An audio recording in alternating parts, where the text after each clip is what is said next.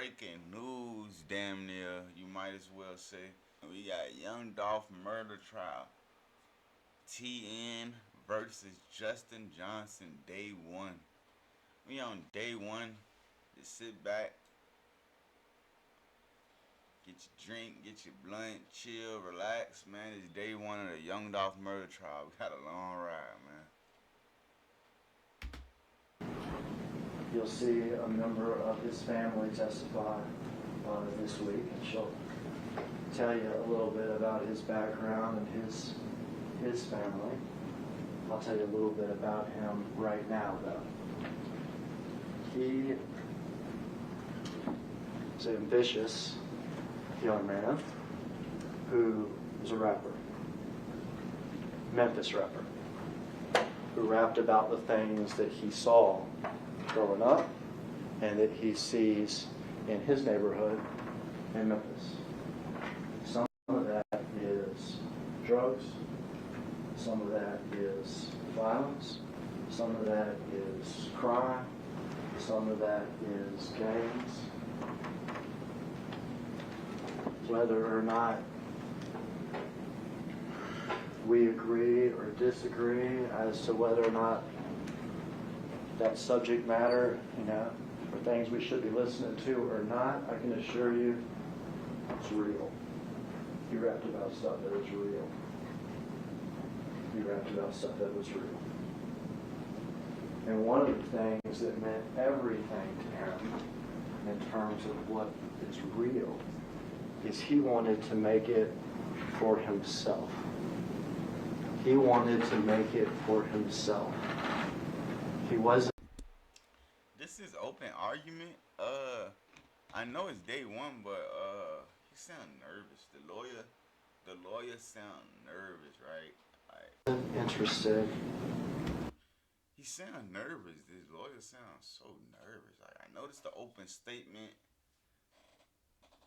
representing a murder trial is a big one, but he sound nervous as heck. Like, my nigga said, what'd he say? Some of the cookies have sugar on it and some don't. Like, what?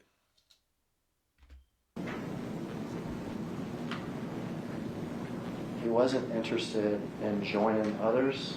It was all about making it himself.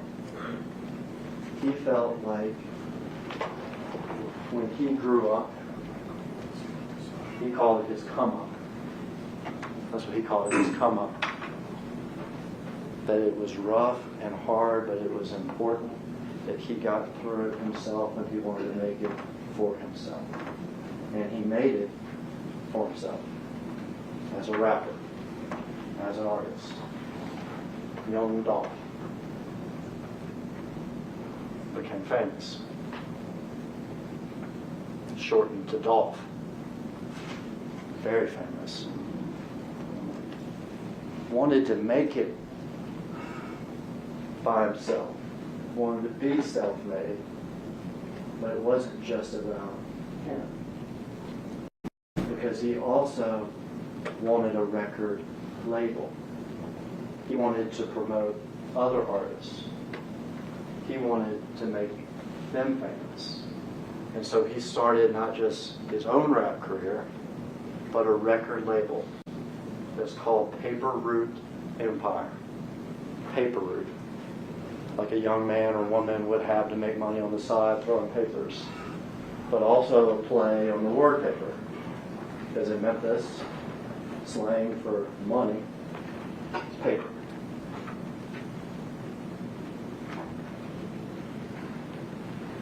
It's sometimes abbreviated PRE, Paper Route Empire.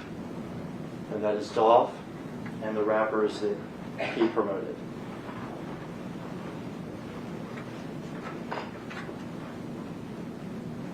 Trying to make it on your own is obviously hard. In this game, trying to make it on your own can create enemies. PRE, Paper Route Empire, his label, It's not the only label in Memphis. He's not the only famous rapper in Memphis. Another label, CMG, Cocaine Music Group.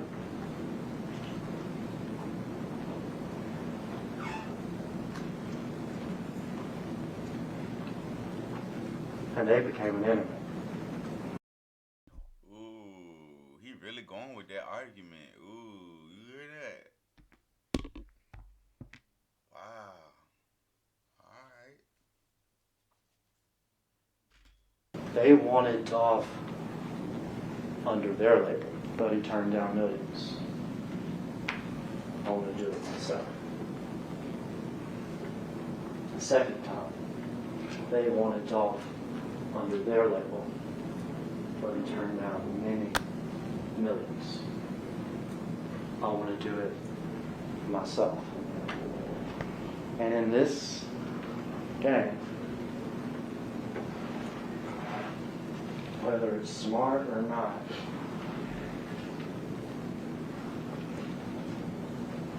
there are things called, just in Memphis, we call them diss tracks. D-I-S-S. A rap where I may insult, level whatever sort of insults and everything else I want to in the song itself. And Dolph had plenty of those. And he had plenty of those directed at this other label, the Cocaine Music Group, at their artist, and at their number 2 person. His name is Big Joke. The number 2 person of Cocaine through the years, and I'm talking years before what we're going to watch, having nothing to do with Mr. Johnson on trial. There were highly publicized incidents of violence directed by CMG. He even wrote songs about it. Bulletproof, 100 rounds. And he also spewed out the disses and the insults.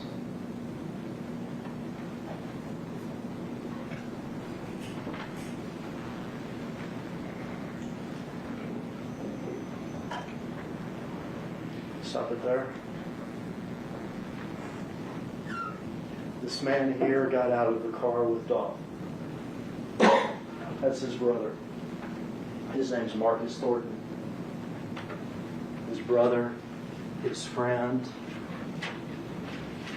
This thing that we're about to watch has had a terrible impact on Marcus. Not just his brother and his friend, but he also works security for them. In fact, as Motherfuckers always had their homeboys as their security, man. Academics be talking about this. Man, it's a good point, bro. Everybody passed with their homeboy or best friend or somebody being their security. Look at Nipsey. Look at Dolph. Like, it's always their homeboy, their security. Like, why? Like, what? Marcus walks in this cookie store, he has a gun on his person. And he has another gun in the car. Dolph was well aware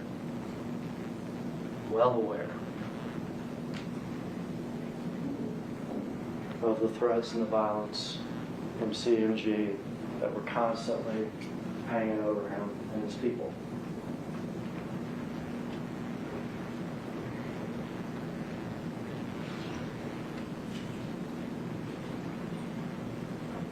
We'll wait 30 seconds.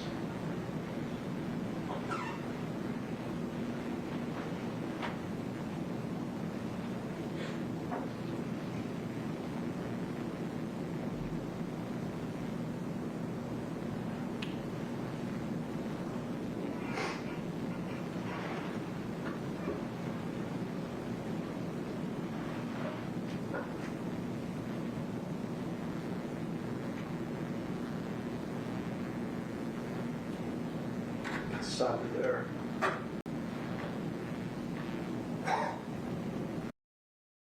God damn. I ain't know he walked down on the glass like that. Oh yeah. He went to the restaurant, opened the door, and like, hold on.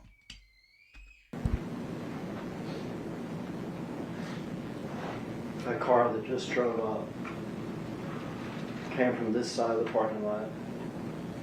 It had actually been following Dolph on the street. When Dolph turned in, it went up to this light where it got stopped for a few seconds and then came around. It's a white Mercedes. There's other pictures where you'll be able to see it more clearly. But it's a white Mercedes with back end damage back here on the back passenger side of the car. It's a stolen car. It's a stolen car that our defendant here, Justin Johnson, traded for one car for another at a gas station about 10 hours before this. Man. So they was following Dolph the whole time. Plus, they was caught trading the cars 10 hours before the murder. Jesus, man.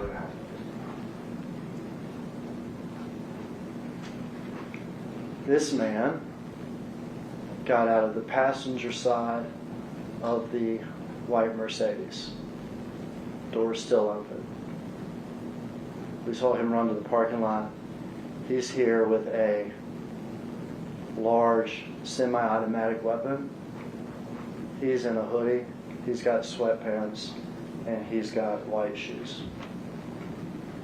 We'll see a second man come out of the car too. Those two men that we're going to see come out of the car, they're going to gun Dolph down. He's inside the business. He has walked over to sort of where the bathrooms are in the business. He's as close as I am to y'all. There's the window, and he's getting shot through the window. Both of these men will shoot.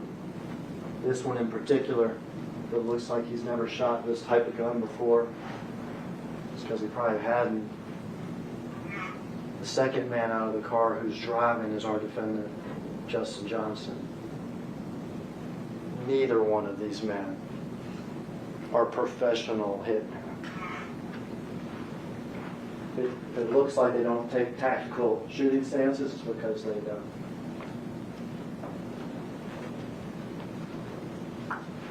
Let's watch Mr. Johnson get out of the car.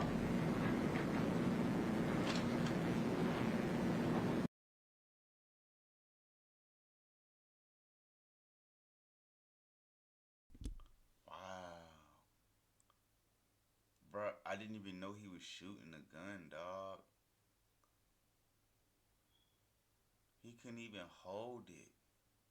Bro, he couldn't even hold it. His shit was like, no way, bro. This fool couldn't even hold a gun. Wow. That bitch was going wobbly, look. He's here with a large semi-automatic weapon. He's in a hoodie. He's got sweatpants, and he's got white shoes. We'll see a second man come out of the car too. Those two men that we're going to see come out of the car, they're going to gun Dolph down. He's inside the business. He has walked over to sort of where the bathrooms are in the business. He's as close as I am to y'all. There's the window, and he's getting shot through the window. Both of these men will shoot. This one in particular. The first guy, don't know, but the second guy is Mr. Johnson, Justin Johnson, the one that's in court right now. Is the guy that's gonna get out the car. It looks like he's never shot this type of gun before. It's because he probably hadn't. The second man out of the car who's driving is our defendant, Justin Johnson. Neither one of these men are professional hitmen. If it looks like they don't take tactical shooting stances, it's because they don't.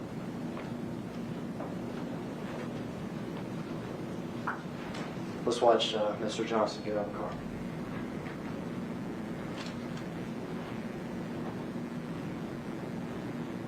You can stop it here. This is Dolph. Dolph, people was shooting back too. His shit ran out of bullets though. He emptied the clip. Oh, his hood came off. You seen his head. Boy, he couldn't even hold that gun, boy. That is sad, bro. Dude right there almost shot his homeboy. Here, remember he was wearing the yellow. This is Marcus. Remember I told you he had a gun. He tries to return fire as these two men quickly shoot Dolph. Dolph's body's riddled with bullets. He shot all in the back, in the face, in the neck, in his arms. The first man out was Cornelius Smith, and he has that semi-automatic weapon shooting wildly into Dolph. The second man out was Justin Johnson, who has a handgun, who's firing at Dolph as he lays on the ground. Marcus Thornton starts firing back once he hears the shots. How the fuck Marcus didn't hit one of them though? That's crazy. Now we see him emerge from the building. Can't tell in the video, but Marcus actually hits Cornelius in the shoulder, shooting back. Okay, Marcus hit one of them in the shoulder, the other guy. I'm going to spend some time with two things. This Mercedes, these two people, Justin and Cornelius.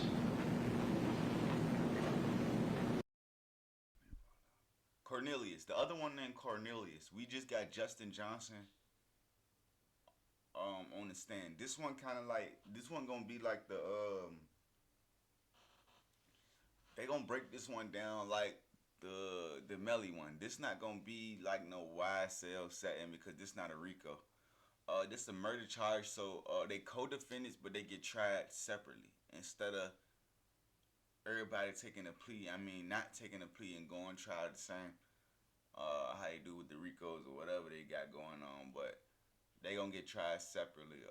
Like how Bortland and Melly was together, but separate cases. That's how that was gonna be. They didn't fall out of the sky on a Wednesday. A lot of people know, but for the ones that don't understand, you know what I'm saying? At 12:20 in the afternoon at a cookie store. They had been looking. They had followed them. And for them, this is just business. This was just business.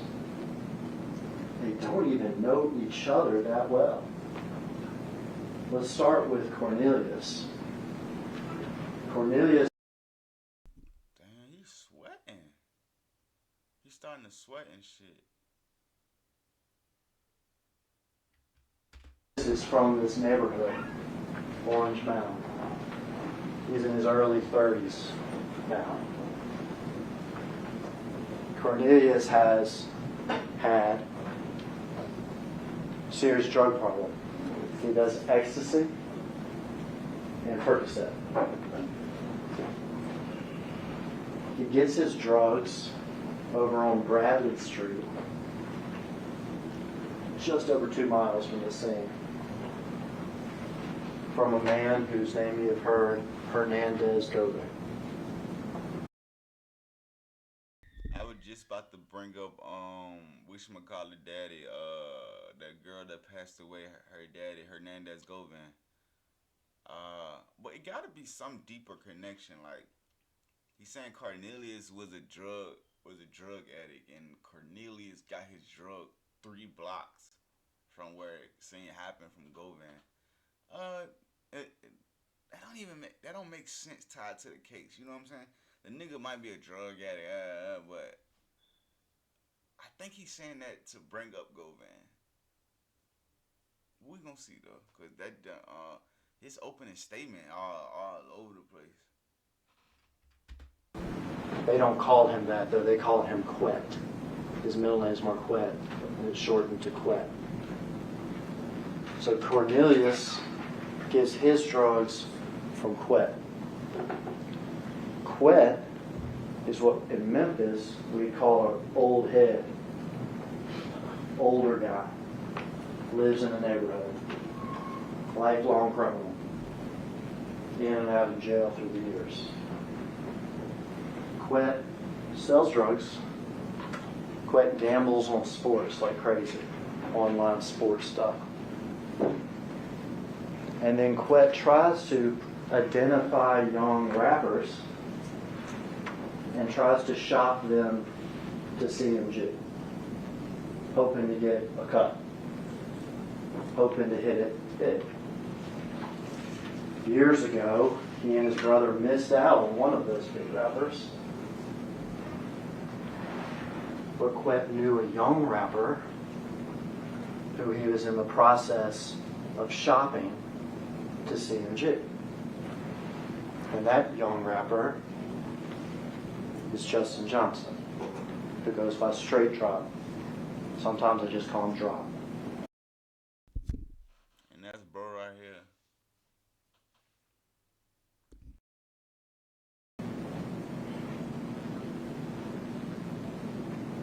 So Quet's the common person.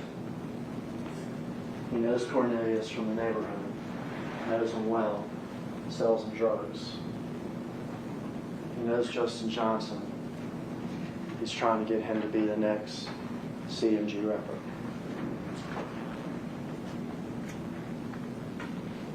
But not just that. The business is not just rap.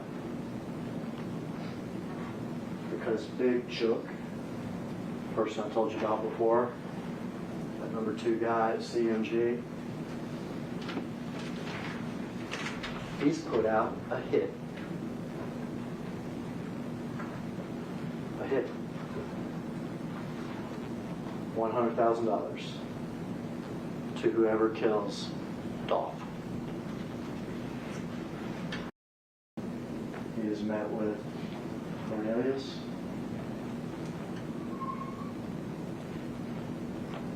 And they think they're ready to do it.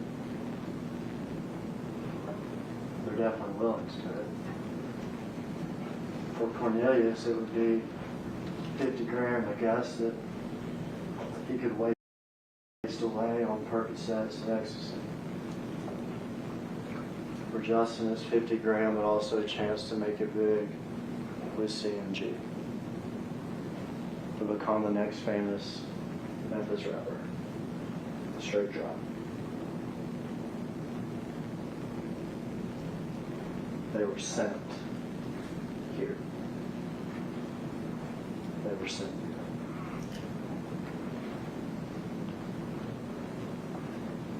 But not professional hitmen. Not even monsters. I'm not going to call anybody a monster. This is just business for these two. Money for Cornelius, money and rap fame for Justin Johnson.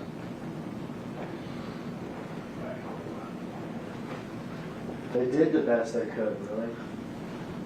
Stolen car. Better to use a stolen car that can't be traced back to me. When we still shot the video, you'll see that they're wearing gloves. Afterwards, the guns get disappeared. The car gets ditched in a neighborhood and wiped down and moved and wiped down and moved. Their plan is to go their separate ways and just disappear into Memphis.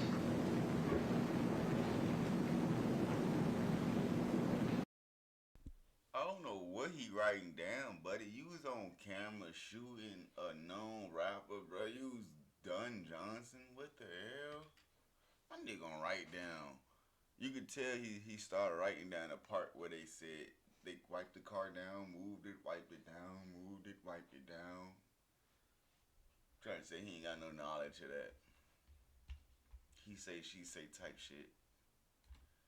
They did the best they could.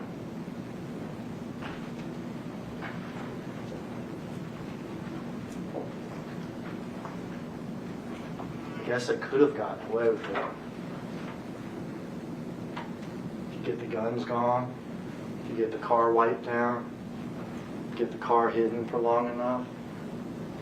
You're wearing masks, you're wearing hoodies, you're wearing gloves. Do it so quick. Don't forget, pants leg tucked in socks and some more shit. They did it all. But it takes seconds. You get in, you get out, you get separate, you get disappear, and I guess you get away with it.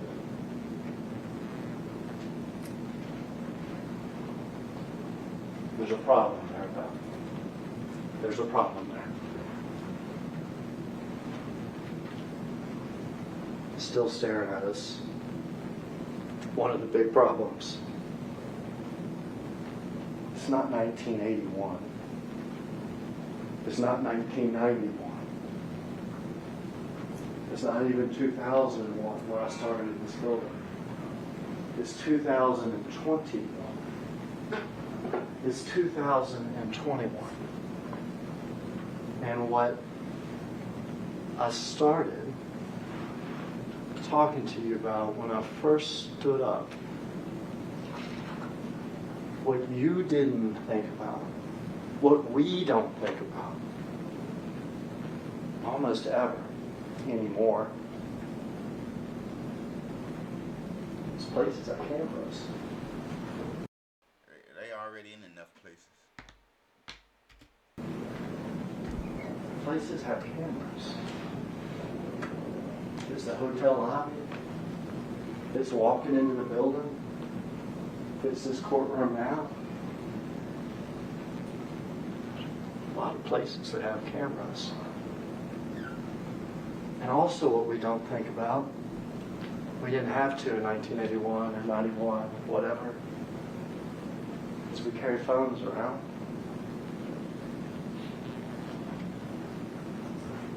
Phones that can give people clues as to where we were,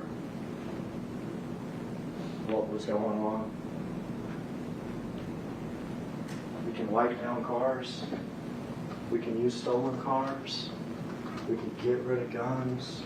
We can disappear in the neighborhoods. We can separate from each other.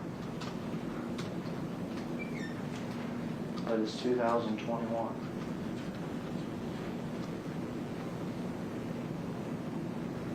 And I guess I didn't think about that. We back up the video about 3 or 4 seconds. All right, we can stop there. All right, so what we saw before was this man first. Remember the one with the automatic weapon? The larger... The dude with the automatic weapon, his hand was like he couldn't even shoot that big, bro. I remember G sent me a video, my homeboy G sent me a video of a nigga shooting a Draco, and that boy hand was everywhere. Who was shooting it? YBC Duel, actually. YBC Duel was shooting that Draco in the gun range, and that boy arm was just flying. That's how dude looked right here. Of the 2 weapons, he got out of the car first from the passenger side. He ran around and shot the gun wildly into Dolph. We're concerned in this trial. Now, Mr. Smith is charged with murder too. So is Mr. Govan. And we've heard that Jamarcus is charged with conspiracy, but in this trial, this is Justin Johnson's trial. This is Justin Johnson. He is wearing tennis shoes that have white soles.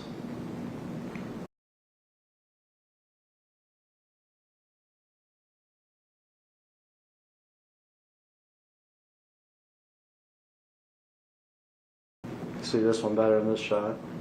White soles, they're black with a little white stripe. There are times in the video where you can see his socks, and they're white socks. He's wearing gray sweatpants. In fact, there's angles of the video that you can see that this gray sweatpant on this left leg has a little silver-like emblem on it, real small, it's shiny sometimes. He's wearing gloves. See it maybe better there. He's wearing a black hoodie. He's wearing a mask. And he's wearing a Bass Pro hat. Alright, so black tennis shoes. The white sole. White stripe up the middle of the tennis shoes. White socks. Gray sweatpants. There is a little emblem that you can see in some angles on the leg. Black hoodie. Here during the shooting, he's wearing a mask, and he's got a Bass Pro hat. Bass Pro store is only not even a quarter of a mile from where we're sitting, right here. There's other angles and other still shots where you can clearly see it's a Bass Pro hat. And there's other angles where you can see the little emblem that he has on his sweatpants.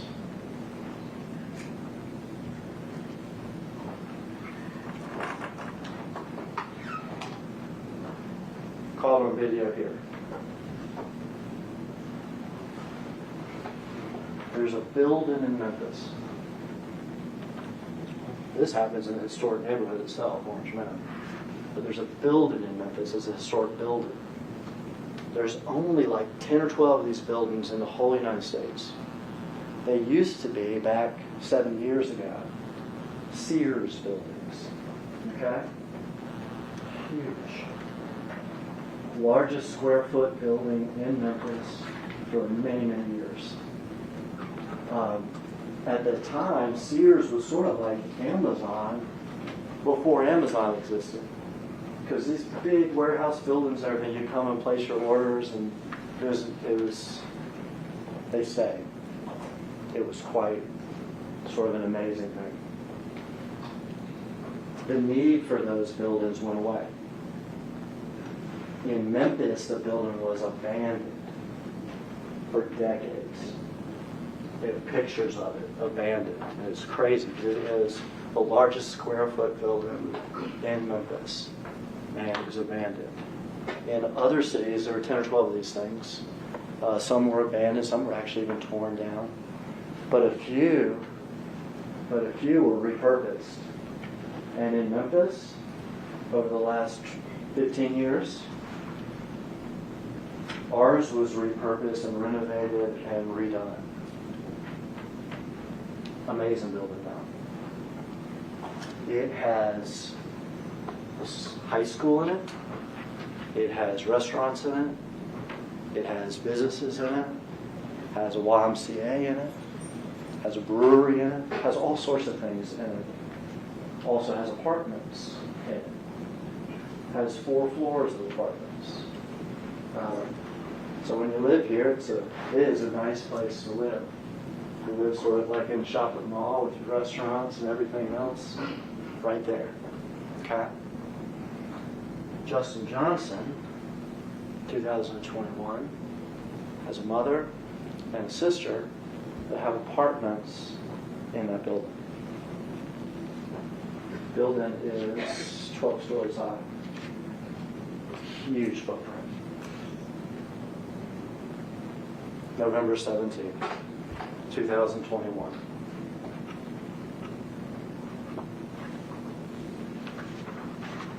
This is less than an hour before the killing. This is Justin Johnson in the elevator, leaving the building about an hour, really less than an hour, before the killing. Black tennis shoes, white soles, white stripe up the middle, gray sweatpants, black hoodie, Bass Pro hat.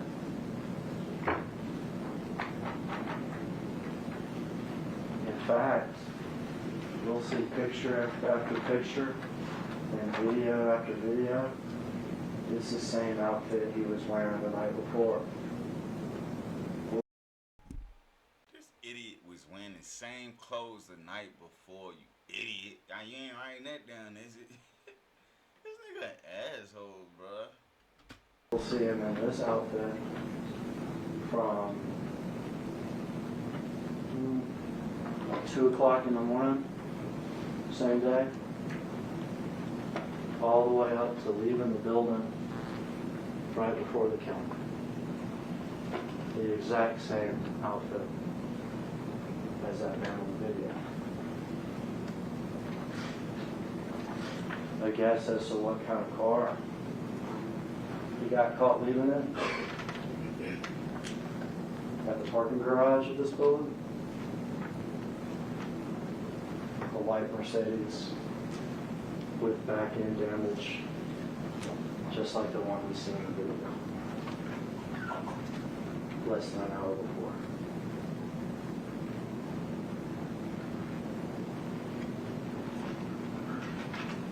You can get rid of guns, you can wipe down cars,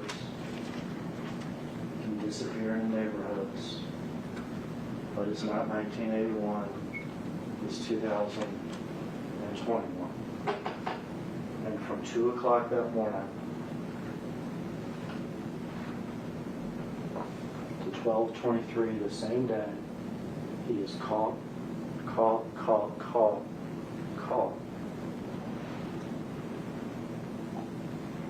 again and again. And it's not just before the murder. Cornelius got shot. Can't tell in the video. He got shot in the shoulder. He needs medical attention, or at least need somebody to look at it. You'll see the text messages. You'll see the phone location type stuff. You'll see that Mr. Johnson and Mr. Smith, after they ditched the car in the neighborhood, they have another car waiting. That they go over to Mr. Johnson's cousin's apartment. An apartment complex that used to be called the Two-Lane Apartments here. Now it's called the Gospel Gardens Apartments. We're talking within 45 minutes of the killing. So we have the killing. Cornelius gets shot, ditch the car, get in Johnson's other car, and we go to Johnson's cousin's apartment, 2 lanes. So they can try to bandage up Cornelius. So Johnson can change his clothes. So they can try to get away and disappear. How do we know that? Well, their phones, but not just their phones, because again, it's not 1981. That apartment complex has video. You see them arrive in Johnson's other car, which is a white Expedition. You see them from distance walking into the apartment complex. You see Johnson's cousin directing them where to go. You see at this point Cornelius has his shirt pulled up weirdly because he's been shot in the shoulder. You see Johnson wearing the same clothes. The gray sweatpants, the black shoes, the black hoodie, the Bass Pro hat. You see him go inside the apartment. At some point you see Johnson come out. Someone else has brought him a change of clothes. You see Johnson get inside that car, inside the back seat of his friend's car, and change his clothes. No longer in the murder outfit. And you see them leave. To disappear almost. Because later that night, we see Johnson back at that big building called Crosstown.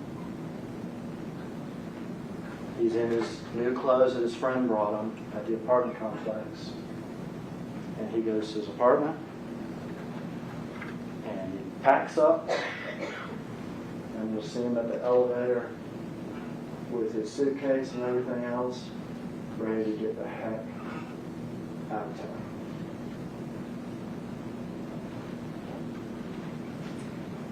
The contract hit a big joke. The hitman found and solicited Hernandez Gomez through the Coquette. The hitman, a druggie from the neighborhood, Cornelius, and the aspiring young rapper, Straight Drop. And they could have gotten away with it, but they didn't.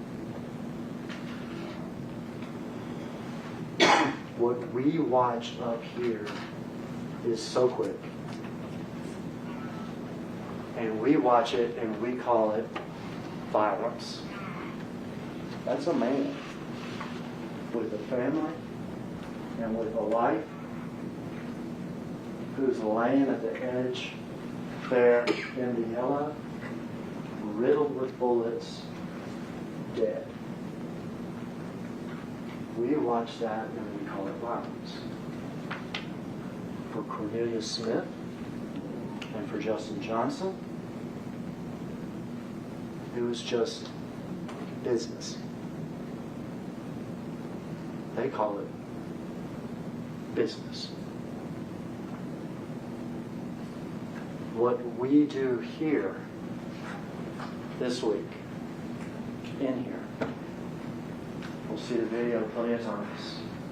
We'll see the crosstown videos, the apartment videos, we saw still shots and everything else. What we do here this week together is not violence and it is not business, it's justice. And at the end of this, you will see that both Cornelius Smith and Justin Johnson are caught.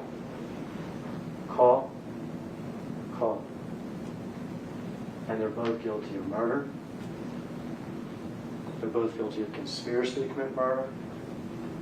And Johnson, as he is a prior felon, is also guilty of convicted felon in possession of a handgun. And if being caught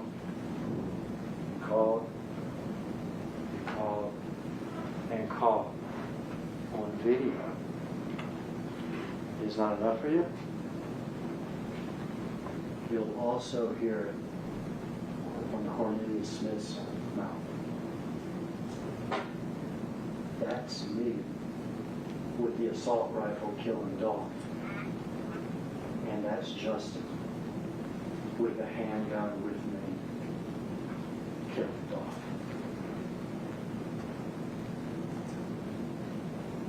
Even he realizes he's just called. Hey, this trial finna be so good. R.I.P. Dolph, man.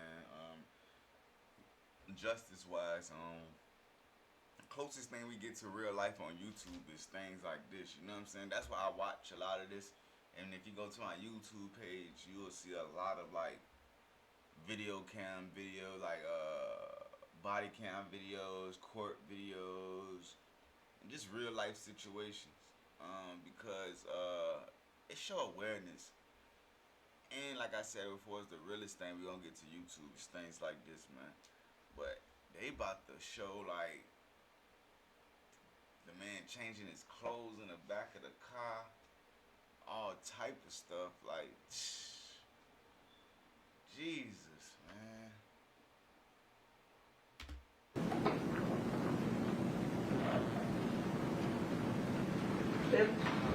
Thank you, Jeff.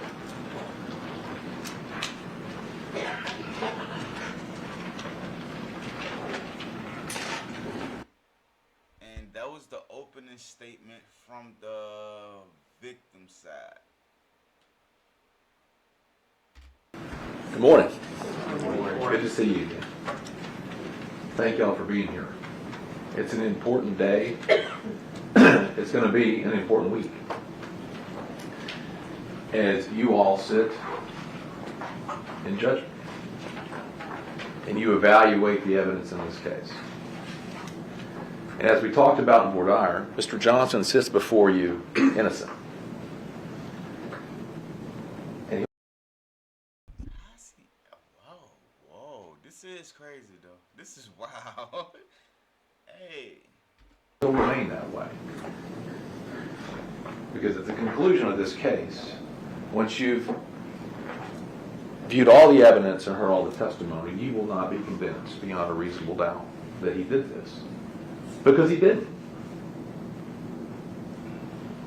Now, Mr. Hagerman was a very skilled attorney, did a great opening statement. But there's always two sides. And there are certain things about this case. So it's two sides to you, to them killing a man, bro. Go ahead, man. I be hating the defendant, like the person that defending the killer be crazy, dog. Case that I'm going to urge you to be paying particular attention to. You heard a little bit about Govan, and I anticipate you'll get to hear from Govan in this case. You already heard you're going to be hearing from Mr. Smith. You know, and Mr. Hagerman talked about Mr. Govan and said he liked to, get an interest in young rappers, right? He liked to exploit. He liked to exploit young rappers, like Mr. Johnson. He brings no skill to the table, but you're going to hear testimony about how he intended. It was his sole mission to get a 30 to 60% piece of Mr. Johnson. You're going to hear him say, oh man, Mr. Johnson was going to go platinum. And he and his god brother had missed out on this golden opportunity for another rapper, and they weren't going to let that go by. They weren't going to let that go by again. And so he gets his claws into Mr. Johnson. All right? And what you're going to hear is, as the process goes on, is the idea is that he's going to sign with CMG, Mr. Johnson is. But there comes a point in the road where what Mr. Govan wants, which is a meal ticket, the payday, and what Mr. Johnson wants, differ. And you're going to hear about how they take this trip to Atlanta. And the whole idea is that they're going to go to Atlanta, and this is Mr. Govan's chance. He's got another guy he's going to bring in to help sell the management. So this nigga saying him fleeing the city after a murder, he committed a murder, and then the man with him got shot in the shoulder. Proof that the man got shot. Like, these niggas delusional, man. Contract, which is going to give him this massive piece of this young up-and-coming artist. And you're going to hear, this is about September of 21. This is right before November. And you're going to hear that they go to Atlanta to meet Jook, who is one of the higher-ups at CMG. Right? They go to Atlanta, and while in Atlanta, Mr. Johnson decides, I'm not going to go your way. I'm not going to go your way, Govan. I'm not going into business with you. I'm going to do it without you. And at that moment, I anticipate you're going to hear Mr. Govan say he was really mad. He felt some kind of way about the fact that he had, in his mind, his perception was he had done all this to help this up-and-coming star, and now he was going to be left to the wayside, and he wasn't going to get a piece. And he's so angry that he leaves Mr. Johnson in Atlanta. Leaves him there. Mr. Johnson has to find another way home.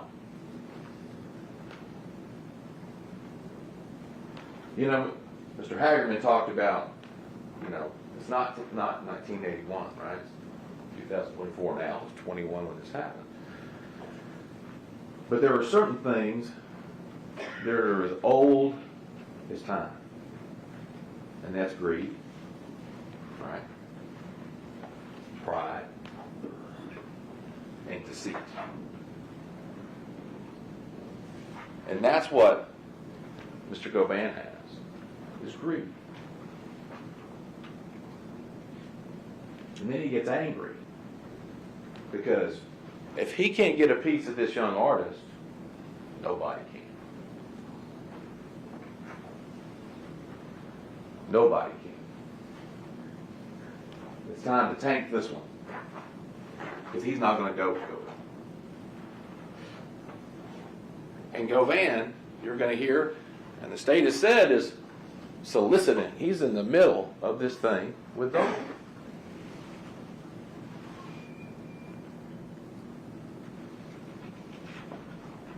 It's going to be important for you through this case to really pay attention to credibility. When you hear witnesses like Govan testify, why is he saying what he's saying? What's he getting at? He's getting something, and you're going to hear it. He's got a vested interest in making sure that he saves his own hide and takes this young rapper, this young man, off the board, since he wasn't going to go with him in the first place, since he abandoned him and decided not to share any of his money going forward.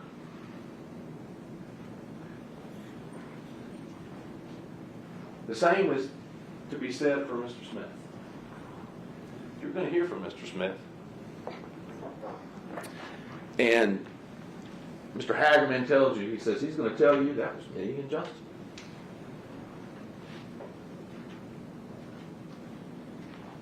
You will also hear about other things Mr. Smith has said during the same. He's saying Mrs. Smith a lot. Smith is Quindarius, the other guy that supposedly got shot in the shoulder. I got y'all. Time that he's been meeting with the second guy with the wiggle on with the big ass Drake who couldn't hold the Drake in the video. That's Mrs. Smith. The state, meeting with law enforcement, trying to save himself. And why he's doing this, why he's meeting with them and telling them this story, you're also going to hear he's writing letters to his family and telling his family, I didn't really do this. I didn't really do this. I'm just going to get the deal. I just want the deal.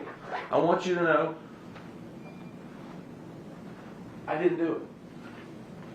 I'm just saying what I got to say to get myself home. How much bigger of a motivator could someone have? And it makes you question. If he's saying those things to other people, how do you know the truth?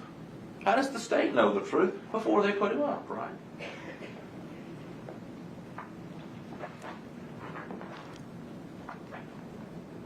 You know, you're right, 2021, there's video. And I'm going to tell you now, similar clothing doesn't equal the same. All right? Video is going to show what it shows. You're going to be able to watch it, evaluate it, look at it. The crosstown videos and pictures that they show you, look at them, evaluate them. Absolutely. But similar doesn't mean the same.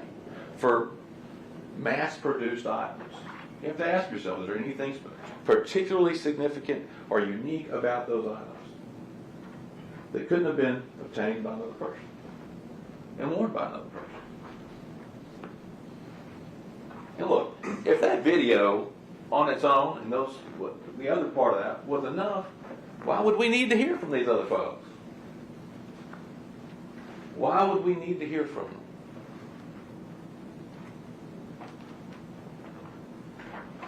They want you to hear from them. They need you to hear from them because there was references of cell phone information. That cell phone information isn't going to be able to pinpoint where they are or where these phones are. That area has all sorts of other locations in it.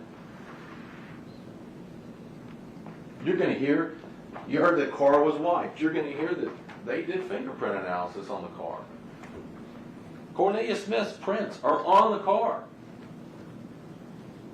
Another individual named Kristen Gardner on the car. What it sounded like to me is Quindarius, Mr. Smith, is down to be the fall guy. That's what it sounded like to me. Another gentleman. And somebody else. So they saying Mr. Smith is down to take the charge and somebody else. So to get straight drop out of it.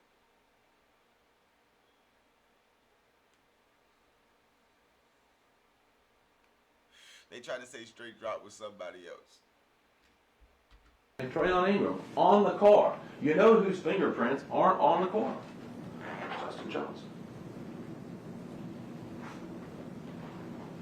And if it was wiped and then moved and wiped, as the state suggests. I told you, a buddy was writing that down when they said they moved the car, wiped it, moved the car, wiped it, moved the car, wiped it. Remember I was telling y'all he was writing that down? Then that's gonna play a big part opening trial. I thought after their opening statement and stuff like that, that's gonna play a big part. How are their prints on? You're going to hear that they did touch DNA, right? So lucky. It's not 1981 anymore. We got touch DNA now. Forensics has come a long way. Crime scene unit went into this car and did several swipes for touch DNA. They don't have anything saying Justin Johnson's DNA.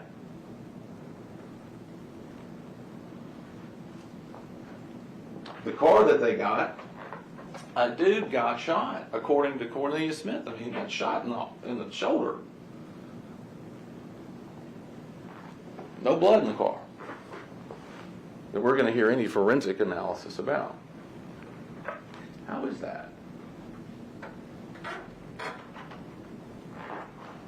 These are the things that you as jurors will have to pay particular attention to throughout this case.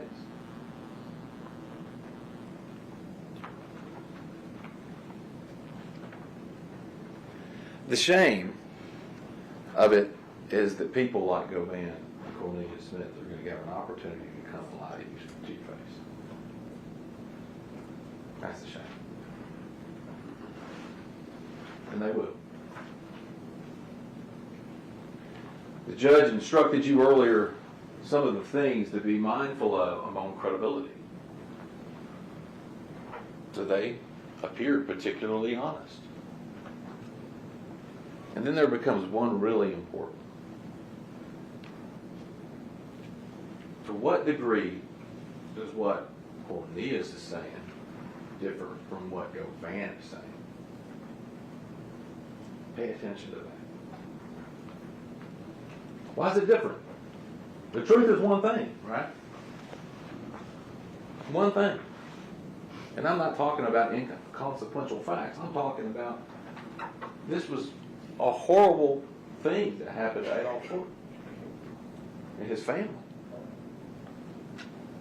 It wasn't just every day. So, why are they telling different stories?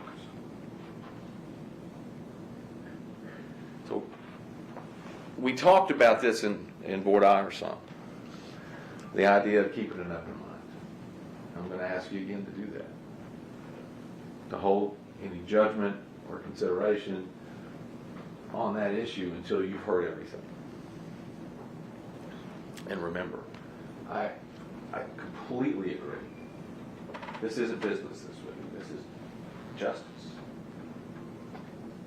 And as we talked about in voir dire, your job is to mete out justice in this case. Absolutely. A life was lost. Absolutely. But as we talked about in voir dire, and you all agreed, it's never justice if you convict the wrong person. So I appreciate all of your attention that you're going to provide this week in deciding the fate of Mr. Johns. Because he didn't kill Adolph Gordon. And he shouldn't be the one that has to take the fall for it. Thank you. State controversy witness. The state calls Erica Thornton. Erica Thornton. Ladies and gentlemen, while we're waiting on this first witness to come in, make sure your phones are turned off, please. Phones turned off.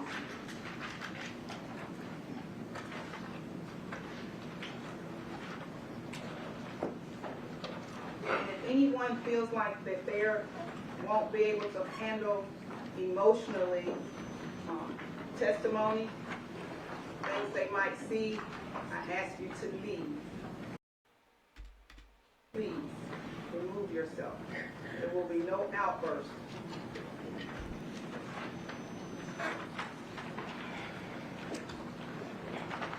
You swear or affirm to tell the truth? Yes. Have a seat, Dr. Smith.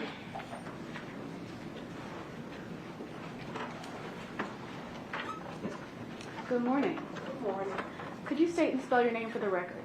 Erica, E-R-I-C-A, Thornton, T-H-O-R-N-T-O-N. Thank you.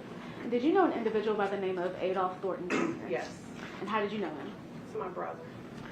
What kind of relationship did you both have? It was a sister-brother relationship. We were all pretty close. We had a great relationship. Spoke all the time. Hung out every chance we could get together. So we had a great relationship. Okay. And if you were shown a picture of your brother, Mr. Thornton, would you be able to recognize him? Yes.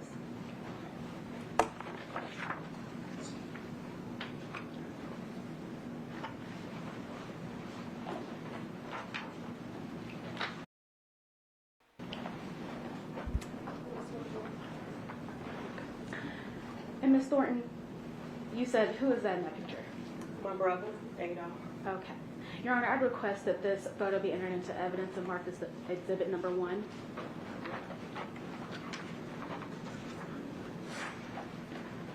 This is a photograph of who has been described as Adolph Thornton Jr. wearing black cap, turned backwards glasses. We'll mark this as exhibit 1 to this. No objection. Thank you. Thank you, Your Honor. And may I have permission to... Thank you. And Your Honor, may I have permission to publish this to the jury? Yes.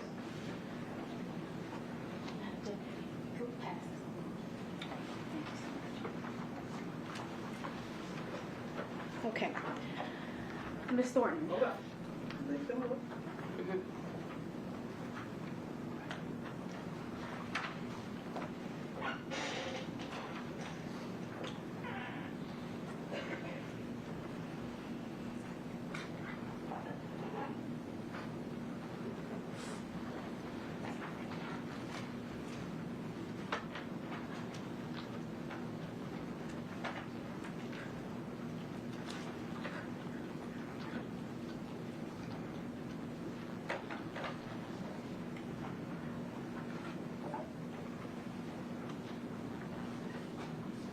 Ladies and gentlemen, everything that's marked as an exhibit will go back to you when you deliberate. So you'll have opportunities to examine all the evidence.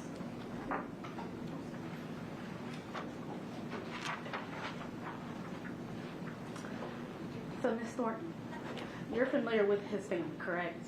Yes. Does he have any children? Yes. How many children does he have? He has 2. Okay. When was the last time you saw your brother? So last time that I saw my brother was in September, right before Labor Day. So 2 months before he was murdered. Okay. And you did find out that something had happened to him? Yes.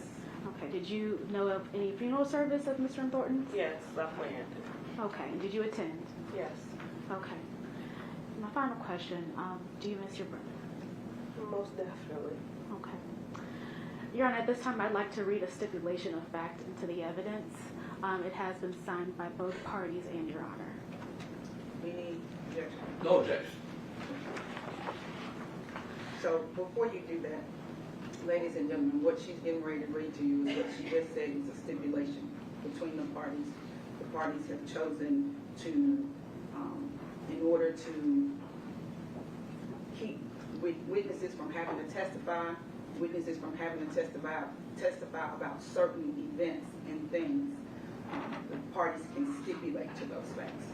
So you might hear a few stipulations throughout, and those will be also entered into evidence, and we'll go back. It will go back with you also. Yes.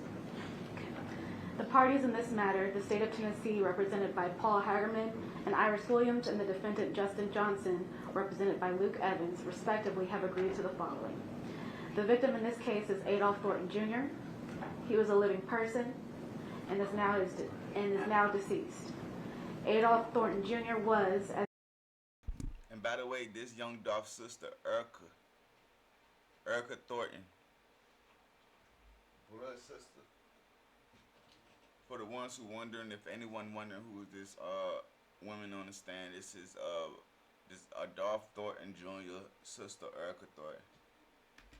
as you will hear in later testimony, the same person that autopsy 2021-2619 was performed upon. These facts agreed to by the parties and may be accepted as true without the need for a witness or further proof. This is a stipulation made in all homicide cases so that the family members of the victim do not have to view autopsy pictures of the victim. It is so stipulated and approved by the court. And Your Honor, at this time, I request that this stipulation be entered into evidence and marked as the next number exhibit. No objection.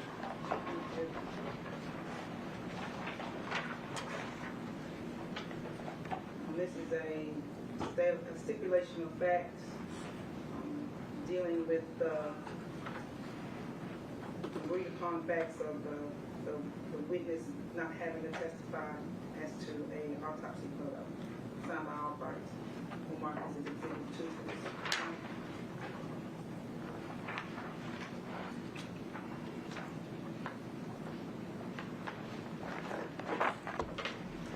And Your Honor, at this time, I'll pass the witness. No questions. Thank you, ma'am. Dr. Stitt. Call your next witness. Call Raul Hopkins.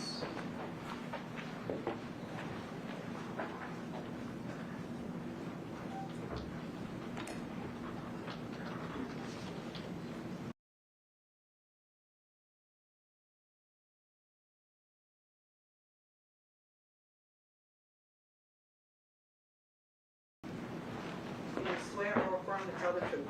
Yes. That's it.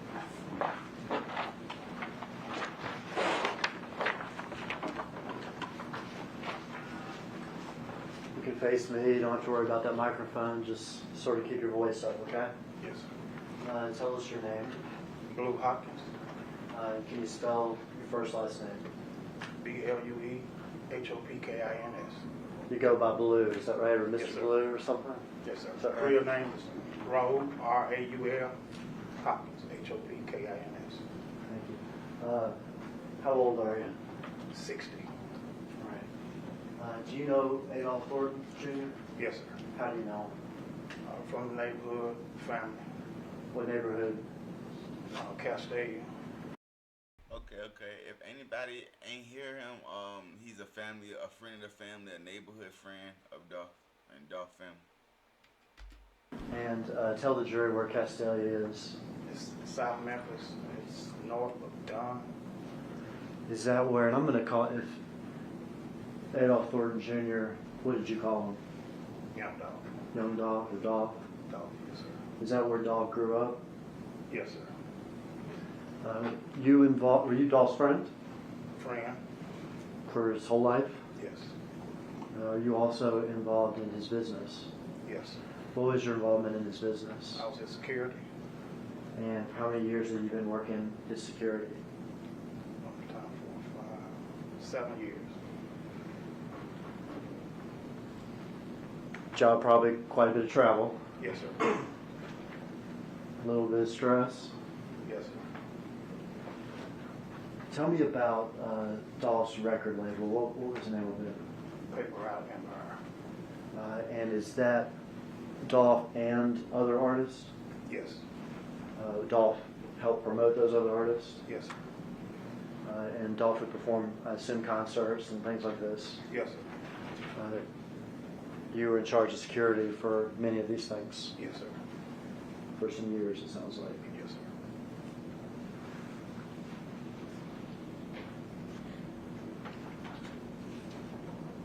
Let me pass you this photograph if you've seen it.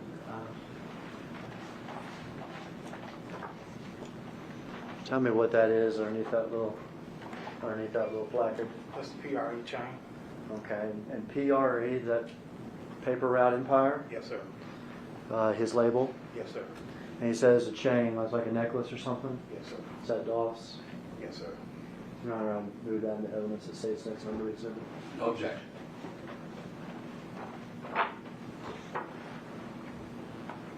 This is a picture of a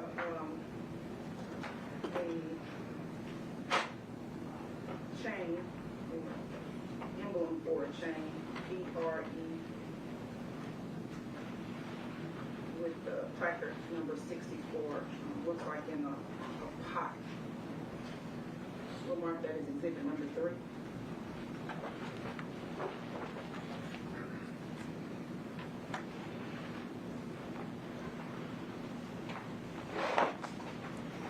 You familiar with a rival rap label? Yes, sir. What was its name? CMG. Is that Cocaine Music Group?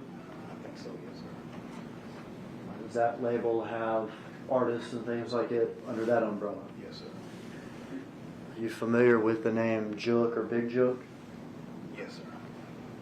And is that person, to your knowledge, affiliated or part of the leadership of CMG? To my knowledge, yes, sir. You familiar with any sort of rivalry between CMG and Dolph? Yes, sir. You familiar with sort of the origins of that rivalry? Yes, sir. And what is that? Of us doing shows, we got our soprano shot up, a few other various things. There's a lot of shooting going on. Okay. Well, let me back up because I think you're talking about incidents that happened. Yes. Is that right? Yes. Okay. Let's back up. Do you know why does CMG have a problem with Dolph at all?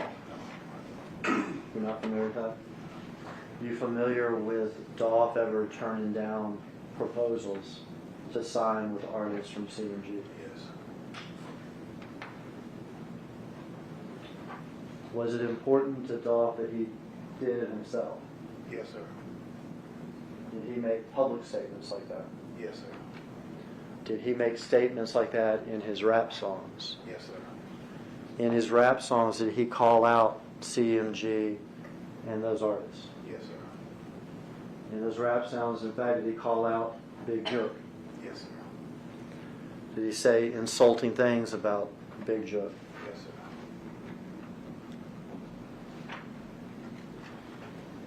sir.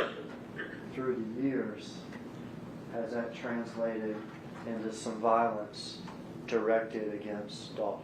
Yes, sir. You mentioned 2 incidents. Is that right? Yes, sir. To be clear, these are incidents that happened in the past. Is that correct? Yes, sir. Mr. Johnson, who's on trial now, was not part of them. No, sir. Tell me quickly about those 2 incidents. 1 and 15, we was in Charlotte. What happened in Charlotte? We just came to the hotel. We was in the Sprinter. Sprinter van? Sprinter van, yes, sir. We was sitting there for about 15, 20 minutes. We ran upstairs. Once we got upstairs, we got in the room. 2 more people ran up and said they just shot up our Sprinter. Bullet holes? bullet holes. A lot of them? Yes, sir. Did Dolph end up even rapping about it? Yes, sir. An act of CMG violence. Yes, sir. What was the other incident? The other incident happened in California when he actually got shot Dolph got shot. in California. Perpetrators affiliated with CMG. Yes, sir.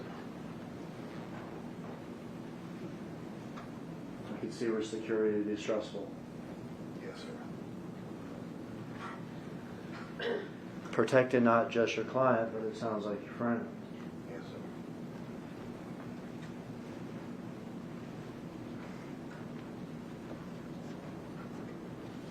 This is just a little piece of paper. Defense counsel's seen this. We just passed this forward, Judge. To the witness. That emblem on that, you familiar with that? Yes, sir. And is that CMG? Yes, sir. You know, if we just offer that in evidence, it stays next to somebody says it. Objection.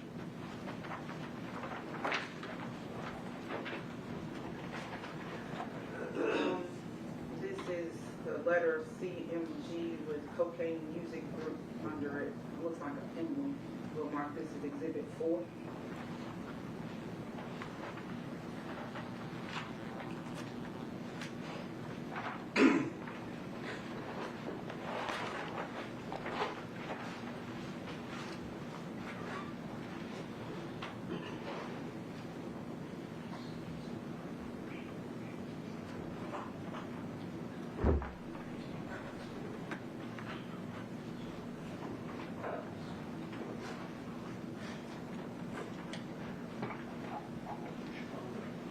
If I could publish these two exhibits, Your Honor. May It's exhibit 3 and 4 for the record. Thank you. It's just. I'm publishing the exhibits with the logo of PRE, Paper Route Empire, and CMG, Cocaine Music Group. Yes, sir.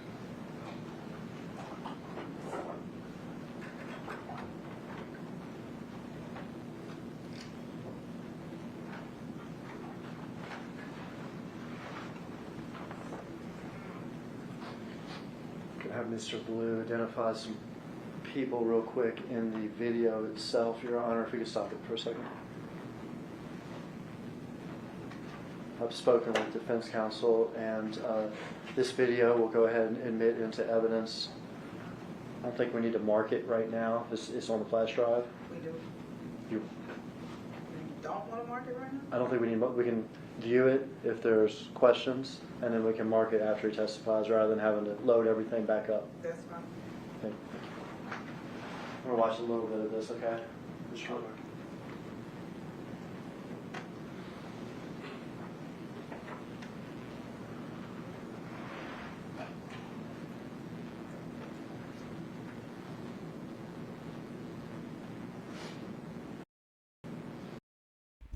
They saying that the Benz came from right here. They got stopped at a light up in here. Came back around and came through right here. All right, you can stop there. Iris. Are you familiar with this car? Yes, sir. Whose car is that? Young Dolph. It's one of those new Corvettes. Yes, sir. I see that it has either a paint job or a wrap or something on it. Is that right? Yes, sir. Tell me about that. It's just, he wrapped a lot of his cars Okay. camouflage. Okay. So it's like a white and blue sort of camouflage pattern. No, it's more like white and green. Okay. And that is something he had several of his vehicles in. Yes, sir.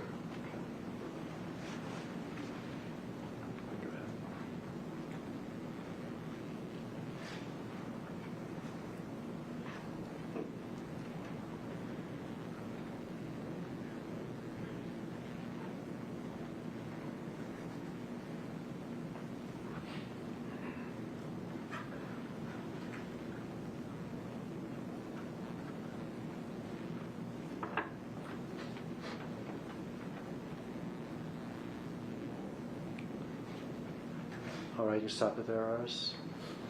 Who is that? That's young Dolph. All right. And who is that? That's his brother. Is his brother's name Marcus? Yes, sir. Do you know Marcus? Yes, sir. Has this event had a significant impact on Marcus? Yes, sir. Did Marcus sometimes help with Dolph's security? Yes, sir.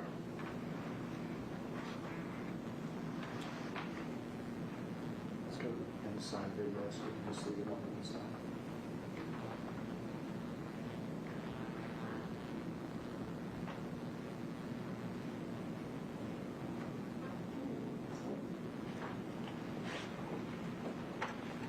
Is that the car arriving? Yes, sir. Do you know where they were arriving from? No, sir, I don't.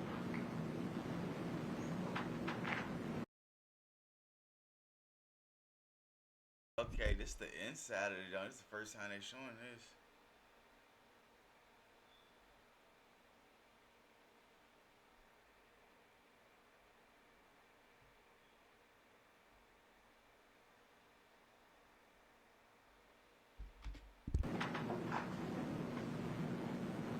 Do you know if Dolph had been to Makita's before? Yes, sir.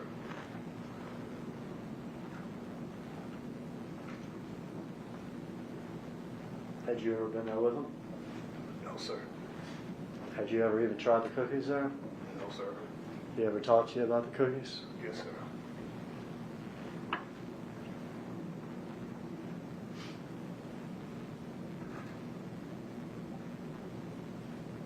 Said Dolph. Yes, sir. The chain around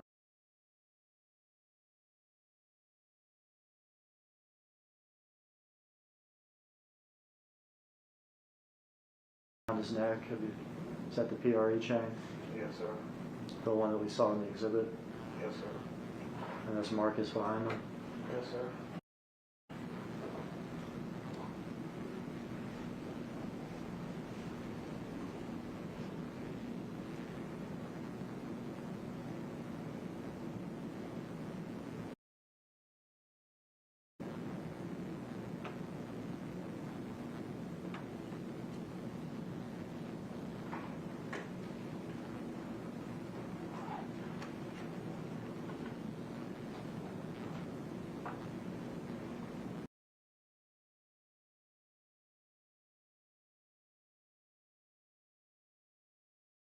God, she got up out of there, bro. Man, fuck, bro.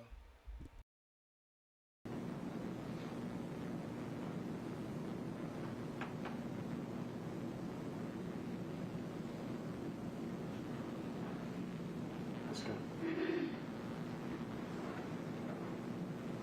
Happens quick. Yes, sir.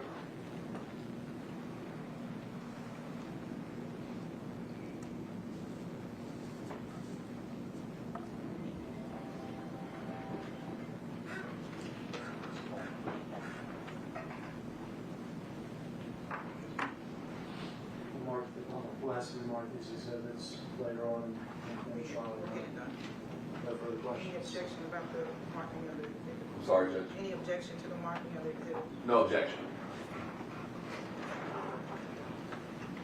Any questions, Mr. Evans? No question. Court's back in session. Just put three things on the record. The next witness is anticipated to be Cornelius Smith, Okay. in custody. Charged in this matter has an attorney, Mr. Shull, who's present. Instructed him, like I said at the start of the trial, told him I'm not going to ask any questions of him having to do with eliciting any testimony about other crimes that he and Justin may have allegedly committed together, things like that. So I'm staying away from that, and I've instructed him with regard to that. Okay. At some point, after Mr. Smith testifies, he'll be going to prison, and his safety at prison is obviously a concern. This case Mr. Smith taking the stand today. Oh, they getting straight to it. has And Smith is the guy that was with him in the video. The other guy with the Drake, the arm was all over the place. Gang involvement on both sides. He and his attorney would request that the cameras be instructed not to film his face. Nigga, we already know how you look. Fuck you talking about? As he testifies, that he'll have ongoing security concerns in prison from this day out. All right.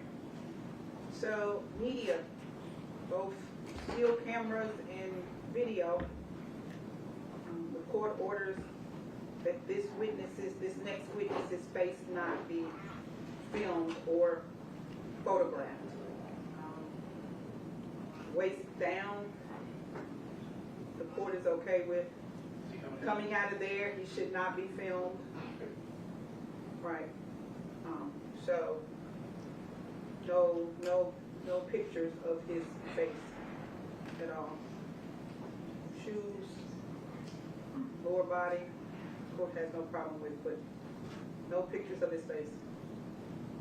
We have ongoing security concerns. Everybody understand? All right. Anything else? No. Think we enjoyed it. Yes, ma'am.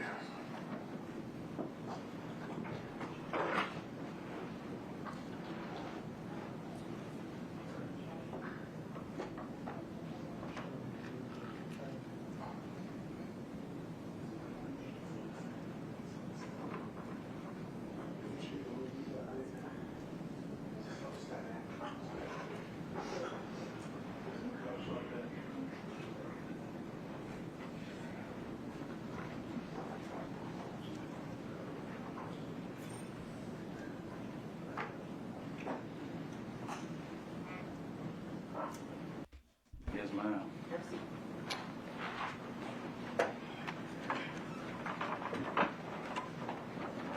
All right, Mr. Smith, tell me your name Cornelius Schmidt, and spell the first name Cornelius and the last name. Smith. Now, there's a microphone next to you to your right, but you don't have to worry about it. Church. You can look out toward me, keep your voice up, so I can hear you back here, okay? Sir. And when I ask a question, or when the defense attorney asks a question, or the judge asks a question, you've got to verbalize your answer, okay? So shaking the head and everything, I know what it means. Yes, sir. But she's taking down what you say, and so we need it like that. Gotcha. All right? How old are you? I'm 34. Where are you from? I'm from Memphis, Tennessee. What neighborhood? Like, on behind here. Okay. Like what streets did you grow up on? Off Lamar and Sims. All right. You got a family? Yes, sir. I have 5 children still living. I lost my son in March of 2020. Okay. And let's talk about 2020 because, well, that was a terrible thing, right? Yes, sir. How old was he? He was 9 at the time. And that had an impact on everybody. Yes, sir. Had an impact on you. Yes, sir. It caused you to take up some old habits. Yes, sir. I went back to popping pills and not caring about nothing. Before 2020, were you working? I worked in schools in Germantown. What'd you do for the schools in I was a Germantown? janitor. Did you do good at that job? Yes, sir.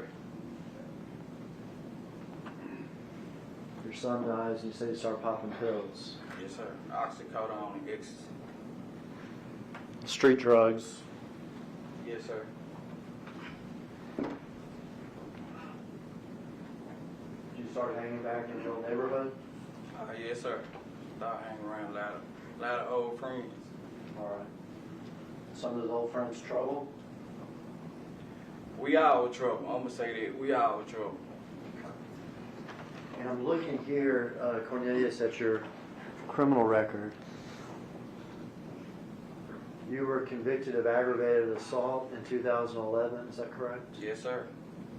convicted of misdemeanor drugs in 2014? Yes, sir. I'm sorry, 2012. 12. Case started in 2011 and ended in 2012. Yes, sir.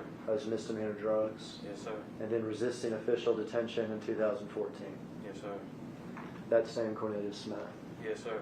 And you're presently charged in this case with conspiracy to commit murder and with murder. Is that correct? Yes, sir. And you have an attorney in this case. Is that correct? Yes, sir. And is he in the courtroom? Let me get out of your Yes, way. sir. Okay. Yes, sir. What promises have I made to you with regard to your testimony today? No. Have I told you that you're not going to testify and walk out of here? Yes, you told me that. Do you know that you're going to prison? Yes, sir. Have I told you that it's very important, though, for you to tell the truth? Yes, sir. I told you it's important to tell the truth because I said so, Yes, sir. and because the judge will evaluate whether or not you told the truth. Right. And have I told you it's in your best interest to tell the truth? Yes, sir. Are you here to tell the truth? Yes, sir. I want to skip forward. Okay? We're going to go back to everything. But I want to skip forward. Tell me about the day that you were arrested for this case. It was my daughter's birthday, actually, and I was out. I had took her some cake and ice cream to school for her birthday, and the U.S. Marshals they were trailing me the whole time. I didn't know that they were trailing me because I had saw Govan the day before, and he was telling me that police was on to us or whatever, and he asked me when the last time I spoke to Justin. And he was saying, I was like, it been a minute.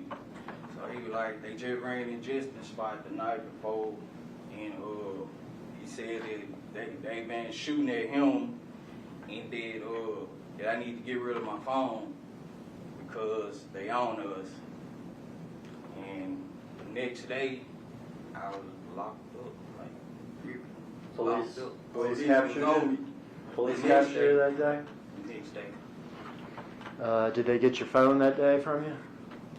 They ain't get it from me. I left it with my children's mother or whatever. They get your phone from your children's mother? Yes, sir. So you didn't throw it away like Govan told you to? Nah, I ain't threw it away. I gave it to her. Now, when the police first arrest you, I mean, at Nigga, I ain't throwing away no motherfucking iPhone. What you talking about? the very start, do you say, hey, I want to tell you the truth about this whole thing? No. I ain't never did it. Okay. Did they interview you right after they arrested you? Yeah, they interviewed me in Mississippi. Okay. Did you tell them the truth or the lie? I told them a lie. Okay. At some point after you're arrested, did you decide to tell the truth? Yeah, once I came to my senses and Justin had wrote me a kite. Objection. Justin. Thing. So let me tell you, Look. when you hear another lawyer speak up and object, that means you stop talking. Okay? And you'll be instructed to either move on or to another question. Okay? And I think so the objection is going to be hearsay. So let me try to get you. How was it hearsay if he got the message? If he received the kite? It ain't. No, it's not. Well, let's try to back up, okay? So you said after you arrested, you came to your senses. Is Right. that correct? Correct. And you say that Justin, is that the defendant in this case, Yes, sir. had written you something that you called A kite. a kite? Okay. Without saying what was in that kite, and that's a letter, is that right? Yes, sir. Without saying in that letter, after you received that letter, did you decide to tell the truth? Right. And what did you do once you decided to tell the truth? I had spoke with my lawyer. And thereafter, have you met a few times with detectives? Yes. And have you met, if we count those 2 minutes right back here, I guess 3 or 4 times with me, is that correct? Yes. Would it be fair to say you did that because you realized you had been caught? Yeah, I've been caught and I got a conscience too. Now they don't with my senses. Yeah, I got a conscience.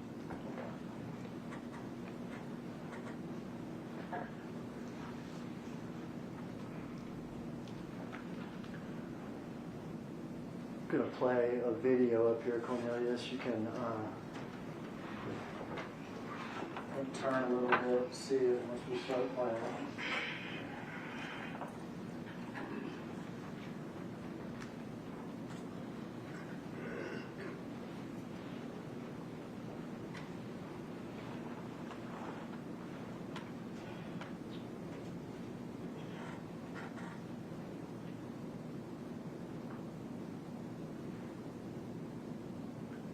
For the record, you're playing what's Will been be- marked as, or will be marked as exhibit number 5. Listen, you can stop it right there. All right, Cornelius, what are we looking at? Well, that's the day that we had saw young Dolph and them Pulley and Makitas. All right, so whose car is that? That's young Dolph's car. All right, and you say we, who saw this car? Me and Justin. Well, let's back up then and tell me how you know Justin. Oh, through Govan. All right, and who is Govan? Ananda Govan Quick. We know him about Quick. Okay, who is Quet? Associate. All right, you say associate. Is he younger or older than you? Older. What neighborhood does he hang out? Yeah. When they tell properly. They ain't on no YSL shit, Woody and them. He already telling you what's going on, motherfucker. Out in. Orange Mound. Does he live over there? Yes, sir, he did. Do you know what street his house is on? Bradley. You familiar with that street? Yes, sir. Did you ever buy drugs from Mr. Govan? Yes, I brought ecstasy pills. Okay, would he sell you ecstasy pills? You ever heard the term like old head? Nah, Okay. Would you consider him sort of a older criminal figure in the neighborhood? yeah, I call him like a bro. Okay. Did you have another guy in that neighborhood you used to hang out with too? Yeah, Big Bobby. Big Bobby. Is that Bobby Carter? Bobby Carter, yes, sir. How often would you be over there on Bradley Street? I know that's just about every day. Okay. So this is a hangout area, and you would buy ecstasy from Quet. Quick. All right. How is it that you met Justin through Quet? Oh, just, like, being around, basically. Being around. Would Justin be around Quet too? Yeah, he'll be around quick. Do you know why Justin would be around Quet? They look at each other like brothers. Brothers, and then just rap or whatever. All right. You knew Justin to be a rapper? Yeah, Did you know his rap name? straight drop. And did you know Quet to be involved in, I guess, the rap business or something? He called himself. Okay. Called himself.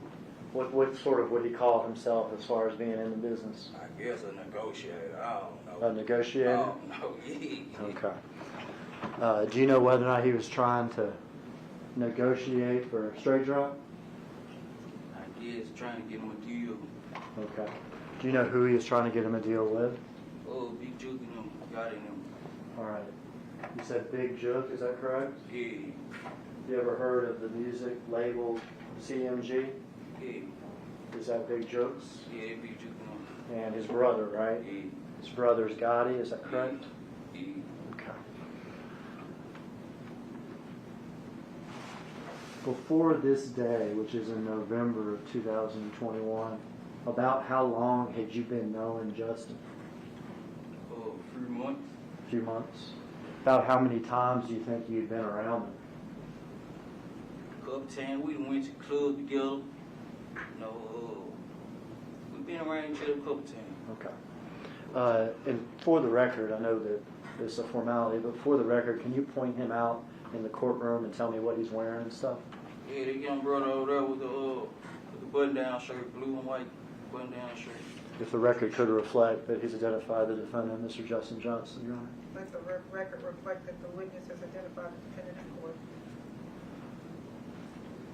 So how did you get to be with Justin Johnson this day on November 17th, 2021?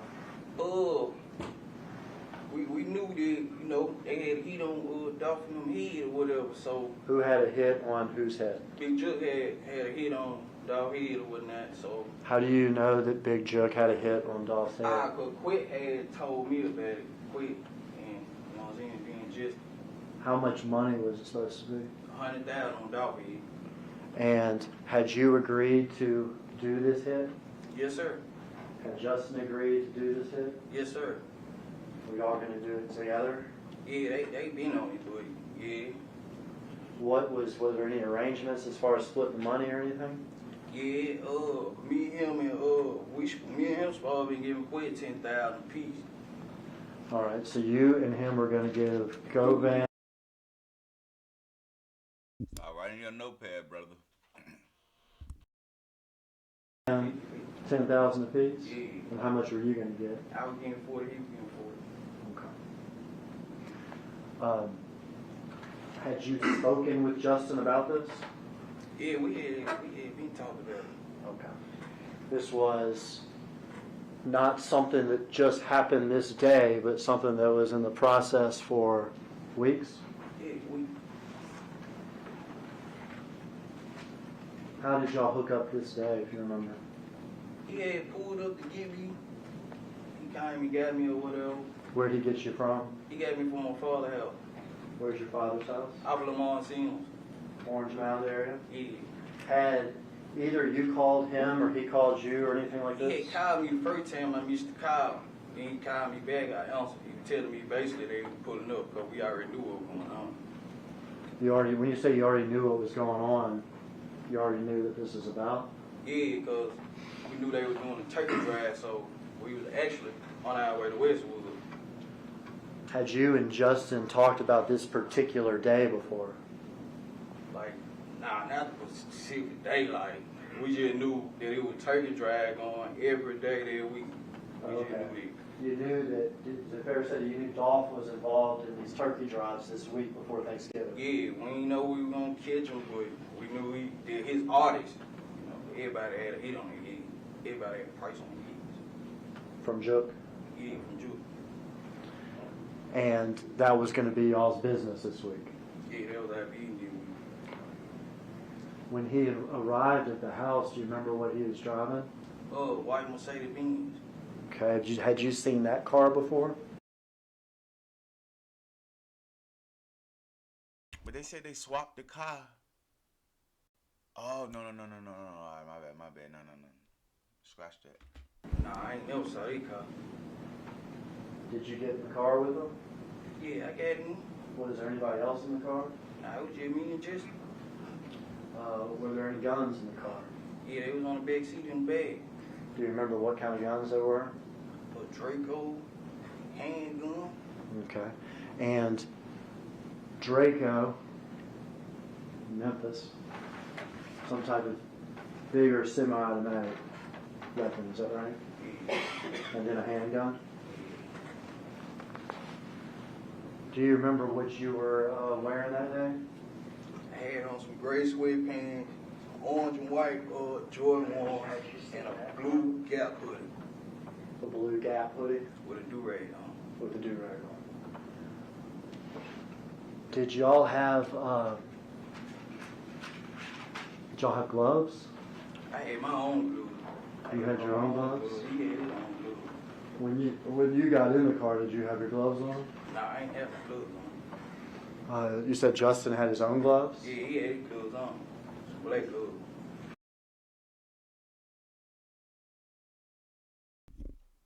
He wasn't even there when they was talking at first. He wasn't there. That's why his fingerprints was on the car. He had his black gloves on before he picked you up? Yeah. Does he get out of his car and picks you up, or do you go up to the car? How's that work? Nah, I got out the house, came out the house, walked, and got on in the car. Okay. Off to do the mission. Yeah, do a mission, try to catch somebody. Try to catch one of the rappers Yeah, one of them at the Turkey Drive in Westwood. in Westwood. Yeah. All right. What happens after y'all get in the car? Oh, we went back on Bradley Street. He got some out of, I think they were like a expedition truck that he had parked on Bradley Street. And then we took the back street and we was at Lamar Airways. We at the light. So he picks up, let me get this right. He picks you up in the Mercedes, is that right? Yeah, But you go to Bradley Street. yeah. And is there an expedition already there? Yeah, expedition already there, parked in the yard. Do you know who parked that expedition there? I guess he did. Okay, we're not allowed to guess in here. Ah, well, Okay. So nah, was I it- ain't see him parking though. Okay. I don't see him. And what color was it? White. A white expedition. He white. Did y'all do anything when y'all went to Bradley Street at that point? He got something out the truck and then jumped back in the car. I got you. So he gets out of the Mercedes at Bradley Street, goes into the expedition and gets something, Yeah, and comes back. come back. Do you know what he got? Nah, I don't know. Are y'all talking at this point? Nah, we wasn't talking, like, cause he was on the phone at first, then he hung it up. But we wasn't talking about, really. Now, y'all were cool with each other, is that right? You and Justin? Yeah, He gets back in the white Mercedes. he get big in the white Mercedes, and we take the back street, I think Detroit and stuff, to, we was at Lamar and Airways. We finna get on the expressway, going to the expressway. Okay. Bradley to Dedrick, is that what you said? Yeah, And then y'all are going to get on the expressway. yeah, we finna get on the expressway on Airways. Okay. But and this is Airways that we see. Yeah, that's Airways. Okay. What happens once y'all get to Airways? We at the light. Dolph and them come clean across the light. How'd y'all know it was Dolph? Everybody know, how the car is, the armed petite cars and stuff. Yeah. People in Memphis knew about that rap, right? Yeah, That camouflage white and green and blue rap. camouflage. That surprised you? See him like that? Yeah, Did you say anything or did Justin say anything? we was like, there go Dolph right there. All right. What did y'all do? We received the trailer. Received the trailer. So y'all are following him on Airways? Yeah, right over the street. And you saw the first part of this video, didn't you? Yeah, Did you see him pull off here to the cookie store? yeah, he pulled in the cookie store. Bro, I swear he innocent right here. The nigga right here. Bro, you going down, bro. Ain't no way you getting out of this, bro. What'd y'all do? We made the block. We came with the bag way. I jumped out. We started shooting. All right. Well, let's back up here, though. We saw him pull off of Airways to here. Is that right? Yeah, Y'all, can you see my little pointer? yeah. Y'all would be traveling this direction on Airways. Is that right? Then did y'all do a crazy U-turn or anything, or what'd y'all do? Nah. We came with the back street. Okay. With the back street. Following the clickers is what y'all did? Yeah. Okay. We went to the light, made the loop around. Did you see him get out of his car like this? Nah, I ain't seen him get out the car. Okay.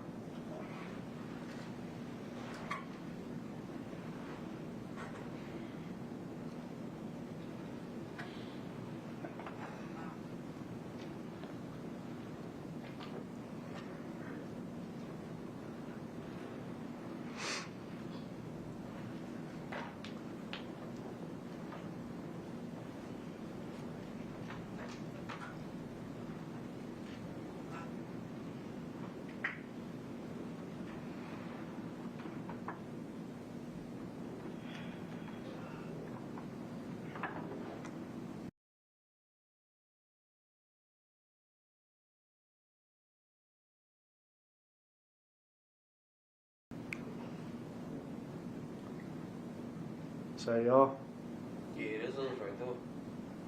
stop it here. It's me. Can you stop it? All right. We're gonna back up. I wanted to, back up a little bit. All right.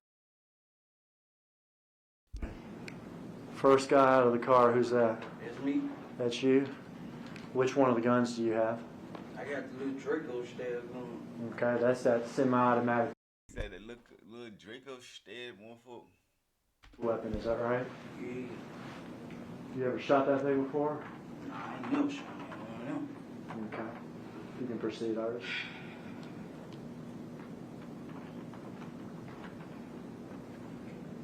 That's your Gap hoodie, is that right? Yeah, that's me. That's you. Who are you shooting at? Young Dolph. All right, now back it up again, Miss Iris, if you would.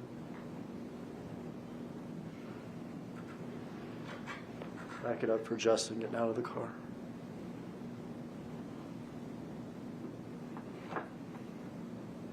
All right, who's the second person here, the guy on the driver's side?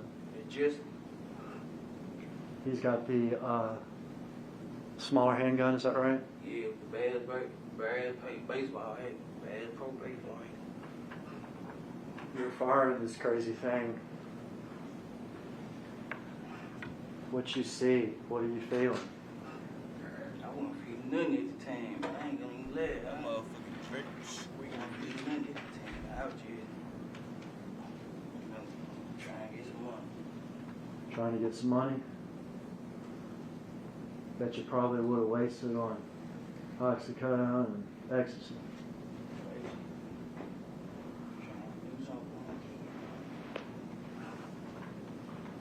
You shot that gun a bunch? Right in there. Right then and there. Yeah, I can't tell you how many times I shot out. Aiming for Dolph. I ain't know. Was he able to say anything to y'all, or was he able to run or get away at all? I shot through the glass, so I wasn't close up on him. I was shooting through the glass. Okay. I saw him standing by the window. I just got out and started shooting. All right. Okay, proceed till Justin shoots. There with the handgun. Who's that? It just, You could tell that's Justin.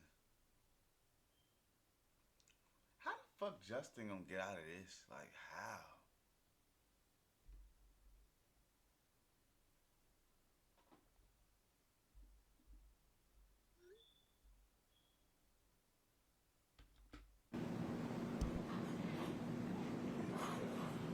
All right, you proceed.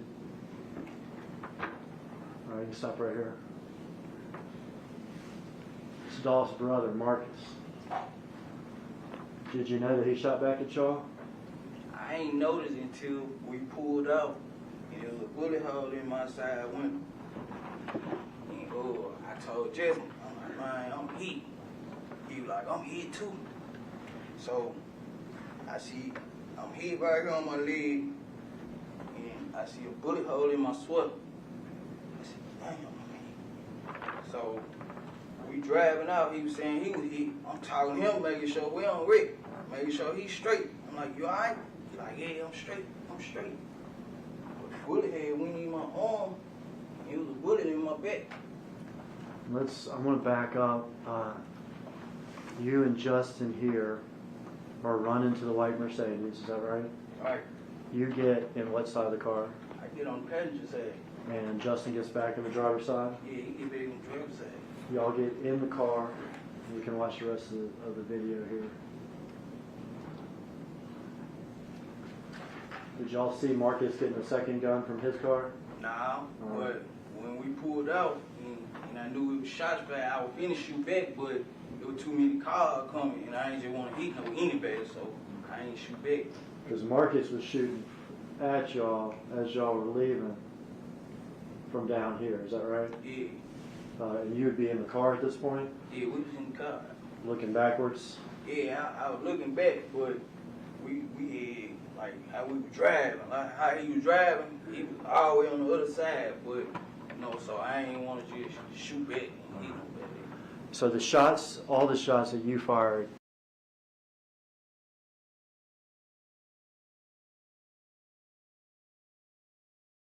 Marcus was shooting at y'all as y'all were leaving from down here, is that right? Yeah, And you would be in the car at this point, yeah, we was in the car.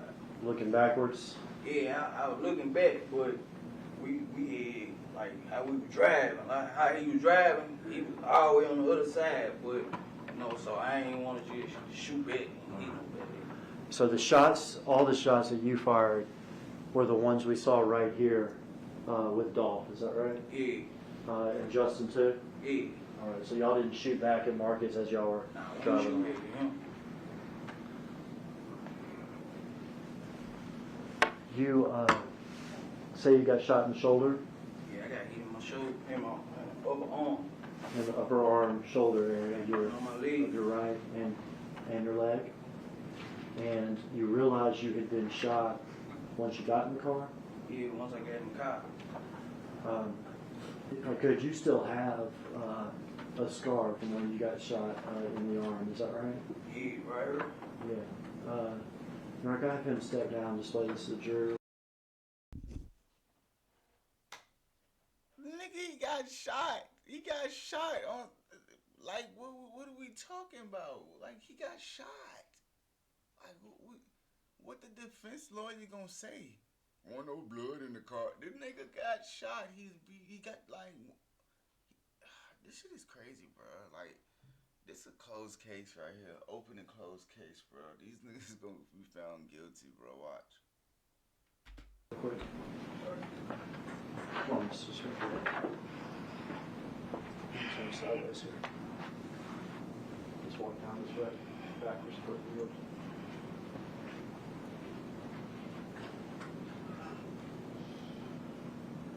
Thank you, Mr. Snow.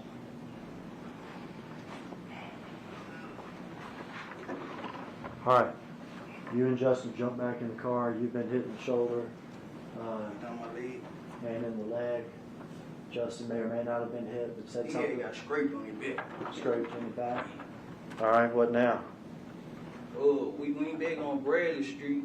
Did y'all go to Bradley Street slow or fast? Nah, we went back fast.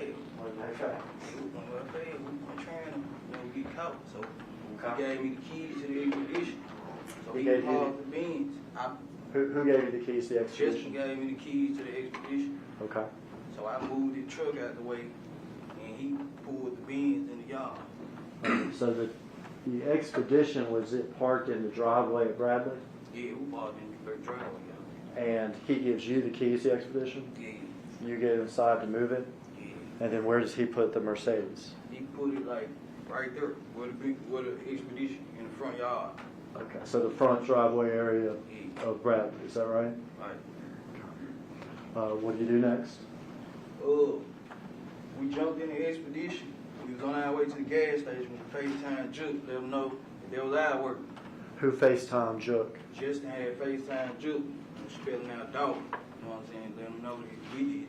And let's back that up. You say, let him know it was y'all's work. Right.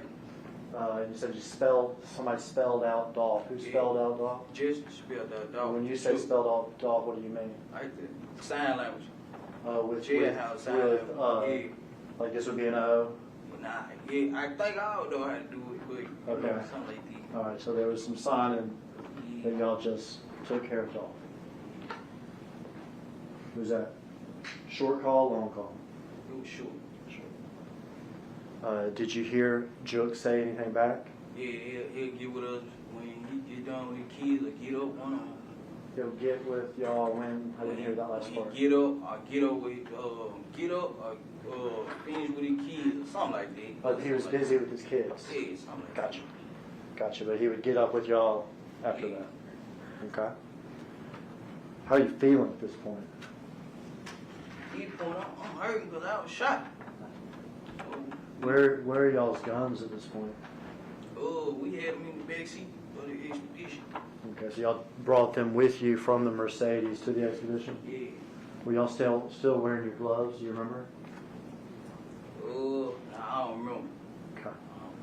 So y'all are in the expedition. The FaceTime call with Jook has happened. What do y'all do? Where y'all headed? What y'all saying? We went to the gas station, put some gas in the expedition truck first in the University Memphis area. Then Justin was trying to find somebody at the house we could go so, we could get cleaned up or whatnot. All right. You needed some medical attention or something. Yeah, he had called one of his partners. Justin had called one of his partners to bring me a wound kick, bring us a wound kick or whatever. Do you know who he called? I don't know what he called. Do you have your phone with you during this? Nah, my phone. I had left my phone in the bin, in the Mercedes Benz. All right, so when you got in the Benz from your house, did you have your phone with you? Yeah, I had my phone. I put it in the glove department. Okay. When you got out to shoot Dolph like we saw, did you have your phone with you? Nah, it was in the glove department of the bin. Okay. Had you put it in the glove compartment so that it wouldn't be on you? Yeah, I put it in. But you forgot. Yeah, yeah. So when you and Justin in the expedition, you don't have your phone, but he has his. Yeah. Is he able to make contact with somebody to figure out how to get stuff or where to go? Oh, he had called one of his cousins. He said whose house we went over in White Haven, so we could clean up, change clothes or whatnot. And Quit had called like, man, y'all gotta clean this stuff up. Quit had called, and I was like, man, get my phone at the car. Get my phone at the car. Left my phone in the car. So he was like, all right, we need to move this car. That's what Quit was saying. So we talked to Juke right after, Yeah, but Quet too. yeah. And do you remember whether or not the conversations with Quet happened before y'all got to his cousin's apartment or after? Yeah, I can't recall. Okay. But it was all close together. Yeah, it was out. And tell me again what Quet said during these conversations? Yeah, we had to like get rid of that car. We had to move that car, get rid of it. Because y'all had put this car in a driveway on Bradley, right? Yeah, right across the street from your house. Right across the street from where Quet lives. West State, right. And he said y'all need to move this. Yeah, we gotta burn that junk up. Gotta get rid of it. Y'all were busy trying to get yourselves taken care of, though. Yeah, we we changed clothes with her, and I had pole peroxide on me and wrapped myself up, and I had to text my girl to come get me, text her the address off of her Justin phone to come get me. And let's get there, but you said that Justin had contacted his cousin about going to her place, is that right? Yeah, Is that Kiana Hopper? yeah, Did y'all, in fact, go to her place? correct. When y'all went to her place, what car were y'all in? We was in the White Expedition. When y'all get to her place, what do y'all do? So we went inside, changed clothes, and we was in there. She had helped me for a minute before the wound kit came. She was helping me out or whatever. We changed clothes, and the wound kit came. I was able to, put a bandage on it and stuff like that. Okay. I want to show you a video.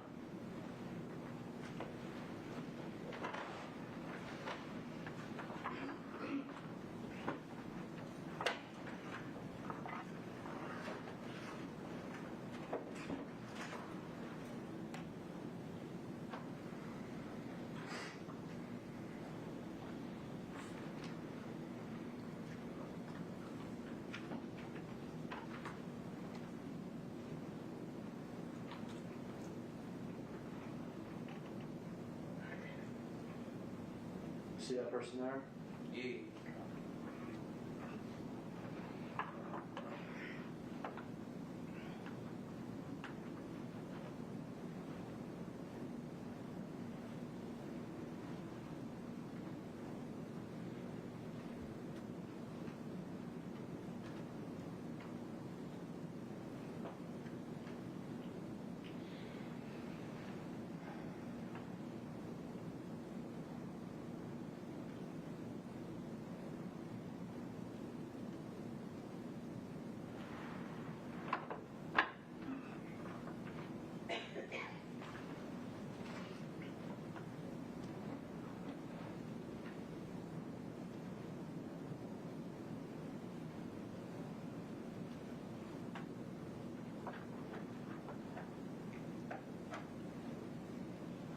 Is that the White Expedition? Yeah, that's the White Expedition. Who's driving it? I'm driving. This woman that we had seen earlier that lost back, is that Justin's cousin? Yeah, that's her.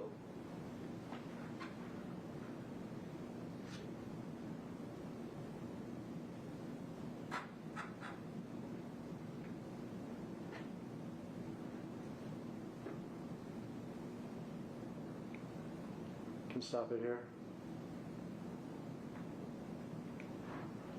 Driver just got out. Who's that? It's me. You got your shirt all messed up, don't you? Yeah. Why is that I'm bleeding. I'm shot. in the shoulder? Yeah. Go, and we saw somebody get out of the passenger side, is that right? Yeah, it's just. All right, you can play a little further.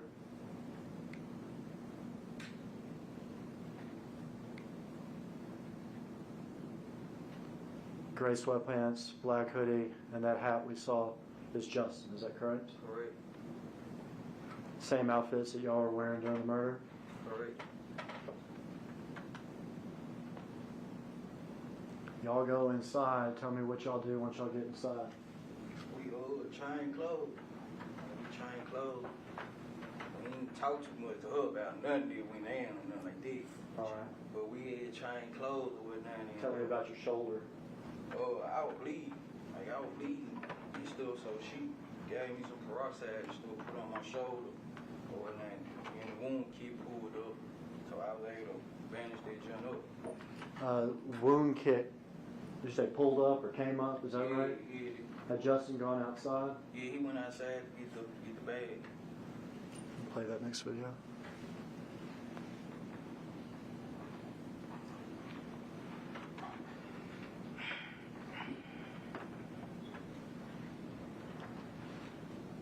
Do you know whose charger this is? Nah, I don't know what y'all did.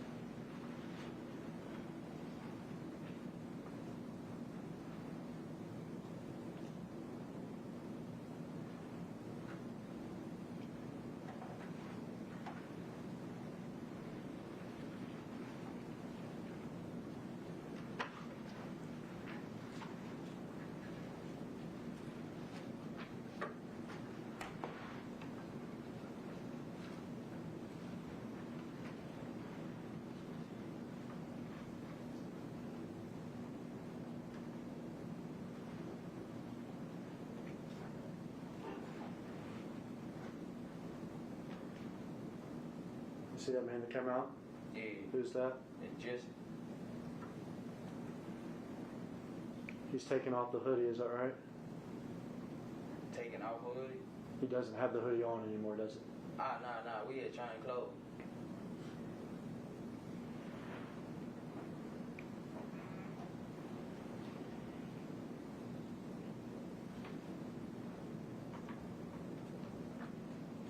What are these things in his hand? Oh, that's the wound kit. Walgreens bag.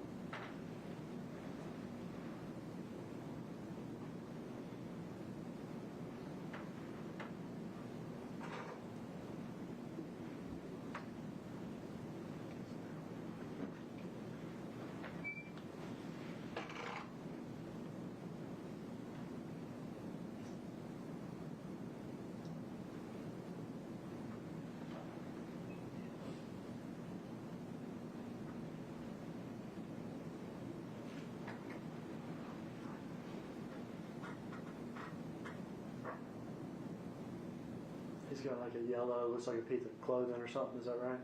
Yeah, And then the wound care bags? yeah.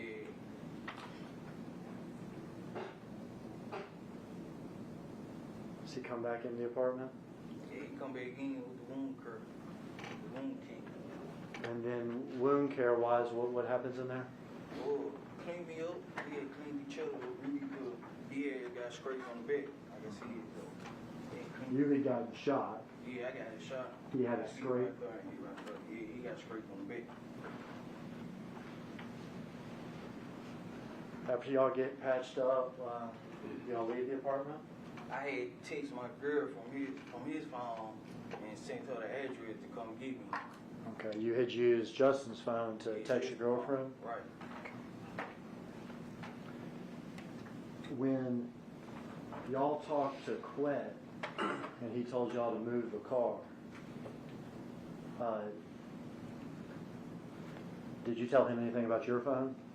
Yeah, I told him to get my phone at the glove department, and he told me to meet him over at the car wash to get my phone or whatever. Okay. We can play the video of y'all leaving now.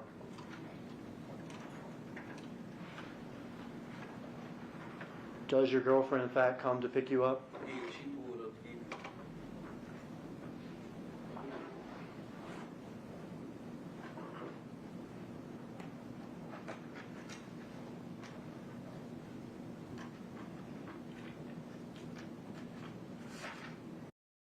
Yo, I bet I'm still here, just on my phone, but I'm paying attention to this, man. How is they gonna beat this? Like, this is gonna be a tough one. Like, these guys on camera doing it all. For real, like, Jesus. This gonna be a crazy one. It's gonna be a crazy fight. And the way they saying like it's gonna be a long week, it's seeming like this show gonna get a verdict quick. They ain't gonna bullshit around with this one.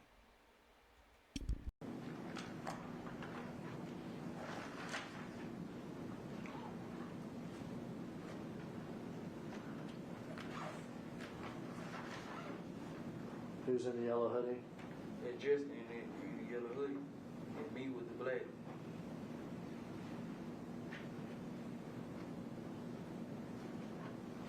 And then Kiana again, is that right? Yeah. You're walking over here. What are you walking to? I'm walking to my girl truck. They just pulled up. Okay. Is that a Chevy Trax? Is that right? 2020 Chevy truck.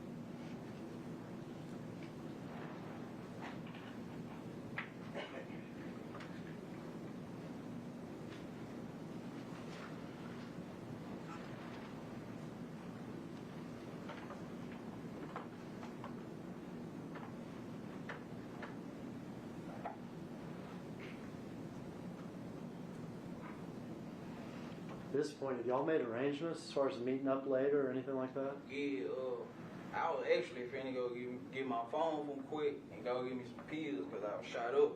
And he was finna go get the money from Julie. He supposed to, we. Is this the Chevy Trax? Yeah, it's a Chevy truck. Justin there in the yellow? Yeah.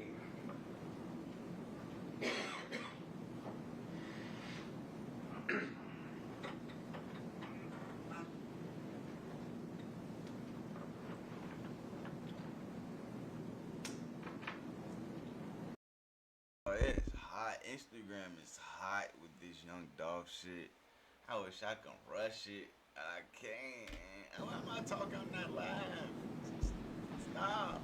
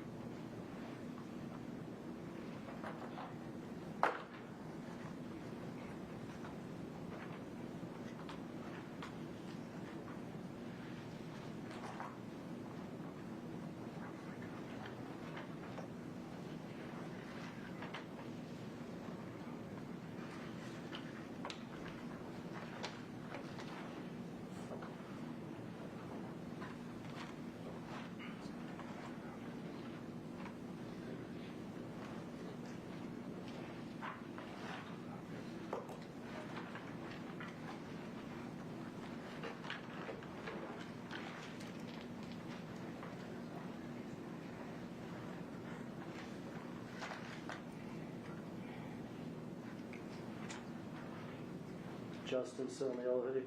Yeah, just, You in the car with your girlfriend? yeah, I'm in the car with my girl.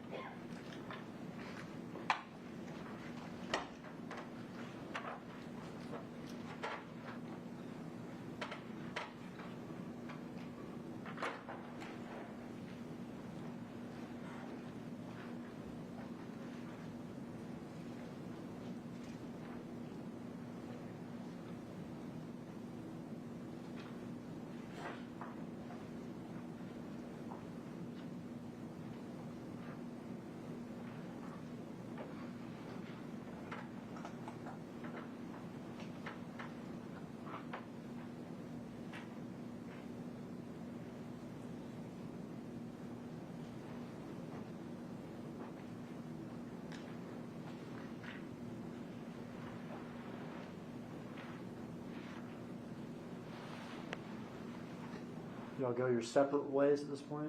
Yeah, we go our separate ways. Where do you and your girlfriend go? I went to meet Quick, Where'd you meet him at? at the car wash.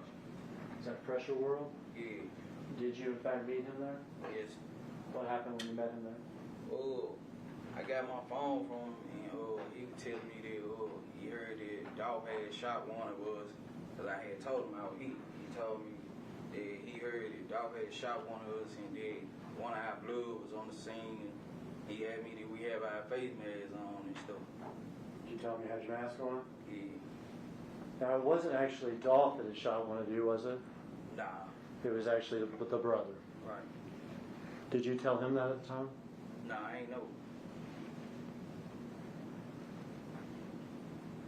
How long, was that the extent of the conversation you had with Quet at the time? Up there, and then I had left, and he had called my phone, and he was like, he needed to holler at me about something else, and he was finna pull up on me over my dad's house real fast, so I waited for him. From the car wash, do you remember where you went? I went to my dad's house. Okay. And did he pull up at your dad's house? Yeah, he pulled up at my dad's house. Did y'all have a second conversation there? Yeah, we had a second conversation, and I had asked him to give me some more money, so I give me some more pills. Did he give you some more money? Yeah. Was there anything else relayed in that second conversation about Dolph's murder or? He was just saying we just gotta get rid of the car. He was saying we gotta get rid of the car and stuff. Quet was saying that y'all need to get rid of the car. Yeah, we gotta get rid of the car. That it was y'all's problem? Yeah, it really was everybody's problem. He was just need to give us the key to that car so we can get rid of the car. Okay. Justin had the keys to the Mercedes. Yeah. Right. Now, when Justin left, did he tell you where he was going? Nah, he ain't tell me exactly where you going, but he supposed to got up with Juke and got back up with me. Do you know whether or not he actually did get up with Joe? I don't know. When Justin left in the expedition, where were the guns? They was in trouble. In the truck? In the expedition? Yeah. Do you know what happened with those guns? I don't know. Have you ever seen them again at all? I ain't even see Justin no more. Did Justin ever tell you what he did with the guns? Nah. Did Quet ever tell you what happened with the guns? Nah. You back at your dad's house, but you've been shot in the shoulder. He don't leave. How you feeling? Messed up. Like, I'm messed up, but I'm trying to go get these pills, but I pop pills anyway, so I know where to snap at. I know how to snap at. Okay, did you find some pills? Yeah. Did you take your pills? Yeah. Do you remember that night? Did you sleep good, sleep bad? How were you? I had passed out the night. I had blacked out in the bathroom from too much blood or whatever. Okay. But my girl had got me back up and stuff like that. Were you worried about your physical condition? Nah, I wasn't worried because I knew long as I wasn't bleeding out the mouth that I was okay. Long as I ain't no blood coming from my mouth, I'm straight. I've been shot before, so I was straight. So. Okay. Was your girl worried about you? Yeah, she was worried. She was worried. I was just trying to get my money. Were you afraid that the police maybe knock on your door? Nah, I wasn't thinking about none of that, to be honest with you, because you know, I thought, you know, if the car was gonna be out the way and stuff like that, like, I won't worry about none of it. I ain't gonna even lie to you. This was a car that wasn't connected to you. Nah, when the car, Y'all wore gloves. yeah, we had them gloves, The guns were gone. right? This happened really fast, Yeah, in and out. ain't nobody expect you to be me, so. Ain't I'm nobody beefing with them, expecting it to be you. Is that what right? you said? I wasn't beefing with them. And that's true. You didn't have a beef with Dolph, did you? I ain't even know Dolph. I ain't gonna even lie. I ain't had no beef with nobody. You never met him a day in your life. I met him day in my life. I just wanted the money. And we can call what y'all did here whatever we want to call it, but you're not a professional hitman or anything, are you? Nah, I ain't none of it. But y'all got offered money Yeah, all for money. by somebody more powerful than y'all. Yeah. $40,000 is a lot of money to you. At the time it was. It ain't. But at the time, you know, it was. You know, my condition, it was. In 2021, Yeah. when you were on the streets, ecstasy, oxycodone, your son had died some months before. $40,000 was a lot of money to you, It was at the time. even to do this bad thing. Yeah, at the time it was. After we go our separate ways, do you stay in touch? Do you, Justin, stay in touch? Well, I was hitting him up or whatever, trying to see what my money was. You know what I'm saying? He was telling me, Juke said, too hot right now. He gonna get with us and all that, too hot. Then, I had, like, when they found the car, before they found the car, Quay had gave me some money to buy a car cover to cover the joint up. Because this car, you're talking about the white Mercedes? Yeah, the white Mercedes. It's left in the driveway of Bradley, is that right? Yeah, Justin had somebody to push it back then. It was in the back then. Okay, so it went from the driveway of Bradley To the backyard. to the backyard of Bradley, Yeah, but it was still just sitting there. yeah. So Quay gave me some money to buy a car cover the joint up. Same day they found it. Had, up to that point, other than it being pushed in the back, first of all, did you push it in the back or somebody else? Now somebody else pushed it in the back. Did you go back to the car at all? Yeah, I went back and wiped it out. Called myself wiping it down. Cleaning it. He clean. So you were worried that maybe you left evidence in there. Yeah, I worried. Because I know I opened the door with no gloves on. And when you cleaned it off, was it daytime or nighttime? It was nighttime. So your nighttime on Bradley, Yeah. cleaning out this Shot Mercedes. and everything. Yup. Shot it You've in. been shot in the shoulder. Yeah. When you cleaned it down, was it still in the driveway or was it in the Nah, back? it was in the backyard when I cleaned it down. So it had already been pushed to the back. Yeah. Did you take anything out of the car? Nah, I ain't taking none else. Wiped it down and left. Yeah, wiped down and left. You were describing staying in touch with Justin, is that right? Yeah. To your knowledge, was he still in town or out of town? My knowledge, he was here. And you had mentioned the money, is that correct? Yeah. And he had told you that Joke said it was too hot right now. Yeah, it was too hot right now. But were you still interested in your money? Yeah, I just wanted my money. I did the job, I just wanted my money. Now, could you have gone to Joke and tried to get your money? Nah. Did you know him at all? I had met with him, but you know, I ain't have no number on him. How many times had you met with Joke? Just one time at Quay House. At Quet's house? Yeah, Quay House. And when did that happen? Before or after Dolph was killed? It was before. When that happened, was there conversation about these hits on the PRD rappers? Yeah, really quick with doing all the talking, like, you know, just telling who out here to pray, how much everybody had on their head and stuff like that. And Juke was just like agreeing, like, you know what I'm saying? He made her take our phone outside first before he started doing any talking. Who all was there for this meeting at Quet's house? It was just me, Quit, and Juke. You, Quet, and Jook. He really wanted to meet. I had pulled up about some X pills, and Juke was already in there. Gotcha. And Quit had started talking, you know what I'm saying, like, you see, I heard, and Juke like, hold up, the phone's outside. So he said, that phone outside. And came back in? Yeah, nah, Quit took the phones outside and chirped. Me and Juke was already in hell, but Quit came back in and started talking. At that time when you met with Jook, is that the first time that anybody's talked about money on Dolph's head? Now, the first time, it was just Quit last year. So this had come up before with Quet, Yeah, and then comes up again with Quet and with Jook there. right.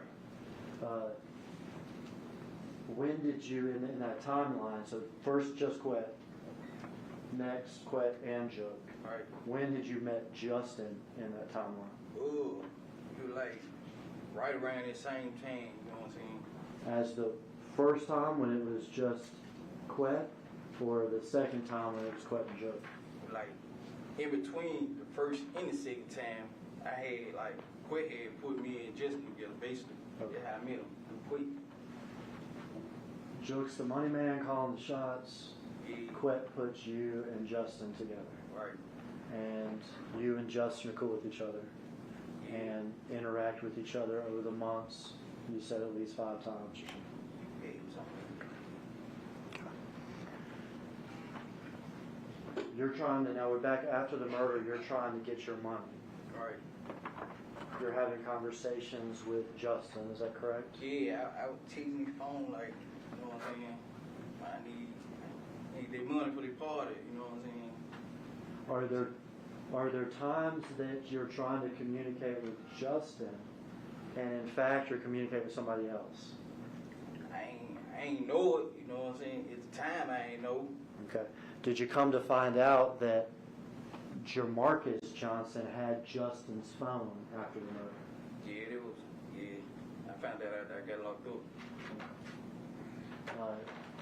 When you were communicating with Justin, okay, these times when Jamarcus had his phone and doing 3-way stuff or whatever, what was the substance of those conversations? Well, the first time I was on the way back from Atlanta, he said he had got a little package from his homeboy so we could have some money in our pocket or whatever. And I would come back from Atlanta, so I like, I like 2 hours out. So I like, man, I don't want to just put it in the mailbox. But he said he had a letter with it too. And I know it'd be too many folks in my dad's neighborhood that still be seeing what put in the mailbox and double back. So I told him to give it to the lady next door who like a grandma figure to me or whatever. And he gave her $500 in a letter. $500 in a letter.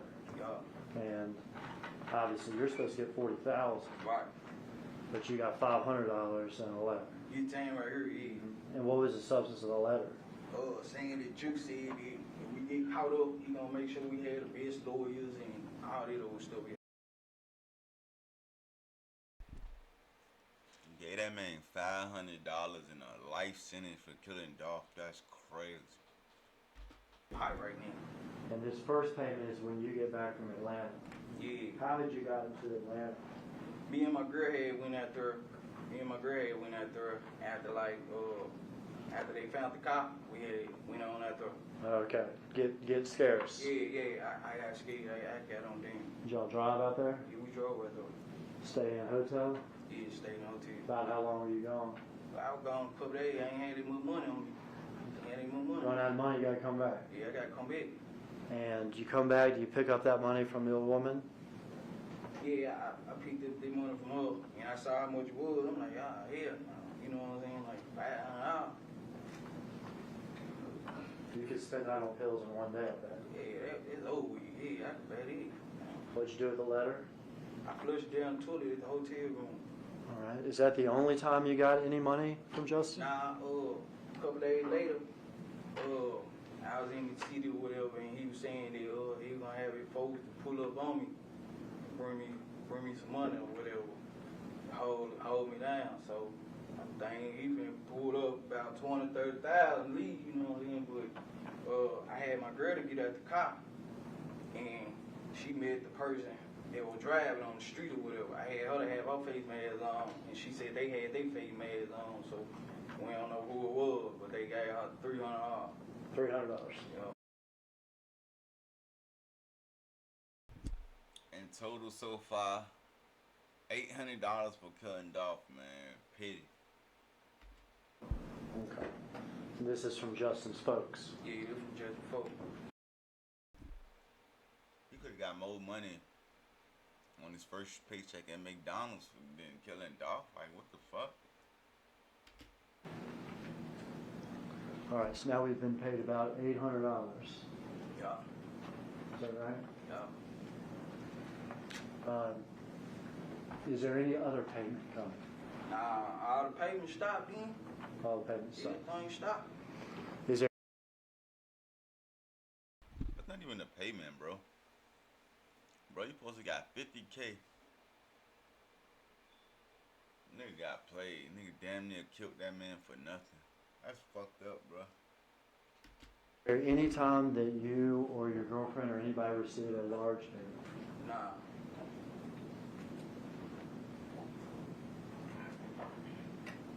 How much longer passes until you're arrested about? Probably about a week after I had saw that when I saw Quick. He was telling me that we had to meet up at the restaurant or whatever to get up with you, get my money or whatever. All right, so tell me about this again. I'm sorry. I was in South Memphis to give me some pills. South Memphis, okay. And I ran into Quick. He was going one way, I was going the opposite way. And he blew the horn, and I pulled on over to the side because Bobby had OD. So I would give him my condolences and stuff too. We had talked earlier about this guy. You hung out on Bradley Street a lot, Yeah, and so did another guy named Bobby Carter, is that Yeah. right? And he was a friend to you? yeah, that was my associate. And he was a friend or maybe even a relative to Mr. Quick. Govan? Yeah, And he had actually died of a drug overdose. yeah. Okay. Go ahead. So you're talking with Mr. So Govan? I would give him my condolences because, you know, they said they were like brothers. So I would give him my condolences about Bobby ODing or whatever. And he was like, man, he gonna get my money. He gonna get my money. He like, when last time I spoke to Justin? I like, man, it's been a minute. And he was like, police had just ran in Justin's spot or whatever, and I need to get rid of my phone and all that. And he asked me for a number on me so he could get with me. And that is how we started your testimony, right? We started with this conversation the day before so that you were arrested, is that right? So we've come full circle on that.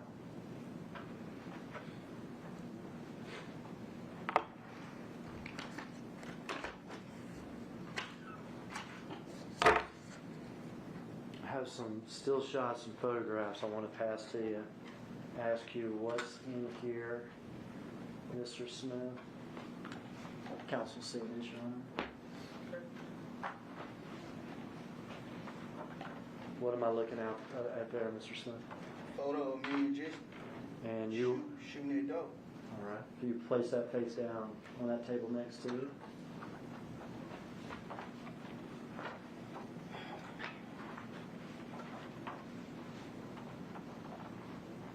Photo of me and Justin running away from the shooting after we got done shooting the dope. Running back to that white Mercedes. Running back to the car. Can you place that down on top of that?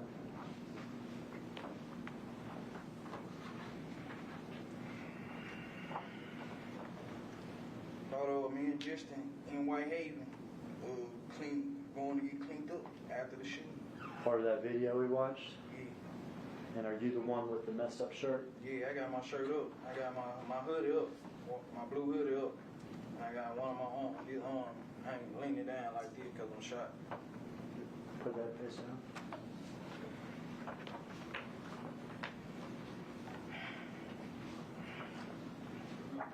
It's the house on Bradley where we parked the car across the street from the courthouse. Can you place that down?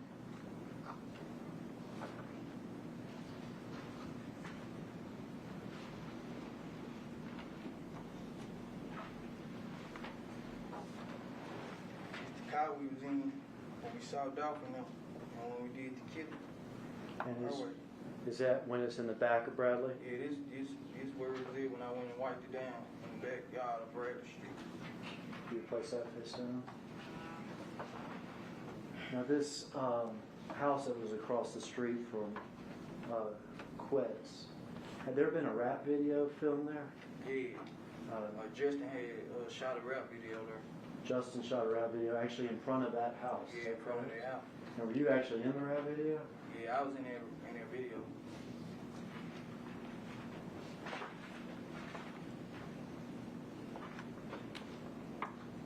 And Justin, I was money over at the house in the video. All right, you place that down.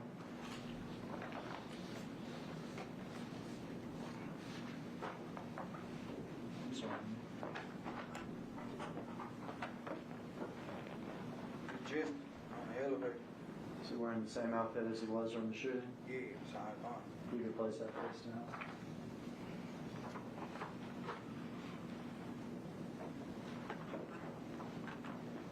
Justin on the elevator. You place that face down.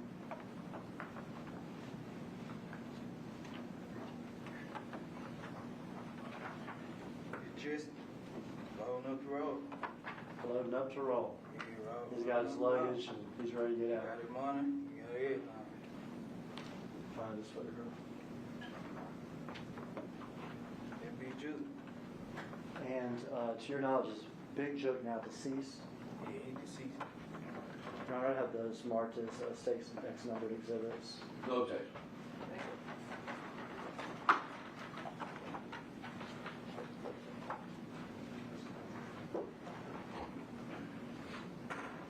First picture is a picture of the defendant witness shooting at Dolph.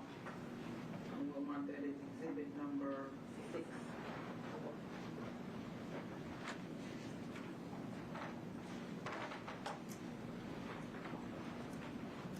Next picture is the witness and whom he is identified as defendant running away from the scene. Exhibit number 7. The next photo is a picture of 3 people with the white expedition parked outside of what appears to be a apartment complex. We'll mark this as exhibit number 8.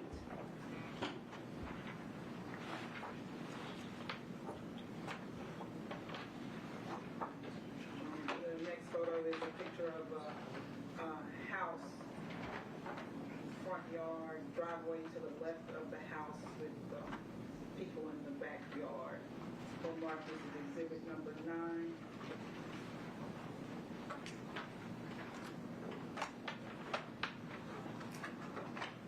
Next picture is a picture of a white Mercedes. We'll mark this as exhibit number 10.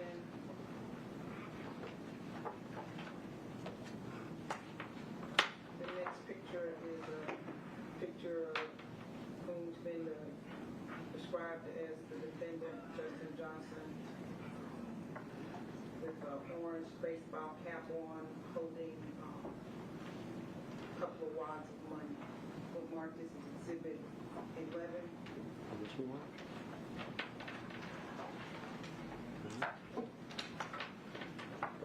The next picture is who the witness has described as Justin Johnson standing in the elevator. Mark this as exhibit number 12.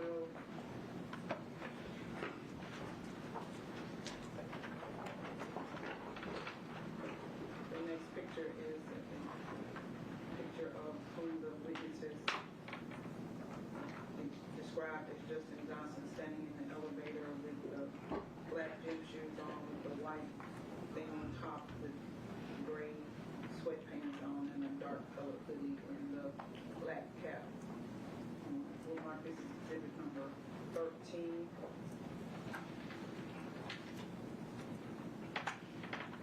The next picture is what the witness has described as Justin Johnson in his yellow sweatshirt standing on the outside of the elevator with packed luggage. We'll mark this as exhibit number 14.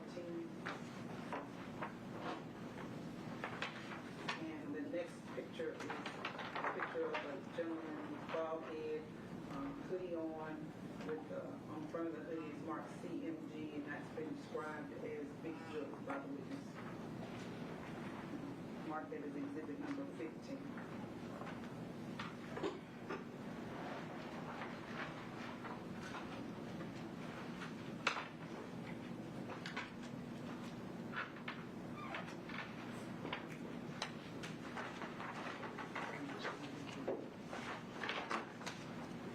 Permission to publish these as I ask him some questions, Your Honor.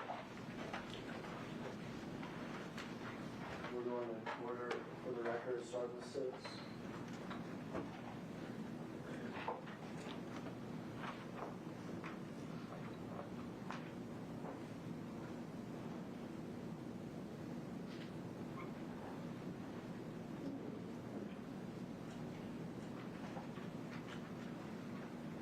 Right.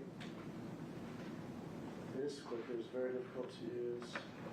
Right here first is this That's me.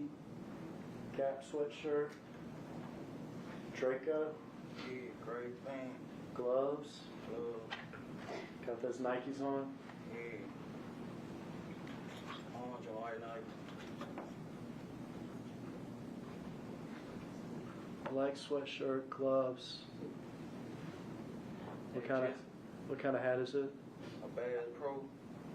That's Justin. Yeah, just. And you understand, or do you understand, as you identify these pictures, not only are you saying that Justin's guilty of murder Right, I'm on the guilty. contract hit, but you're saying you're guilty too. Yes, sir. Isn't that truth? Yes, sir.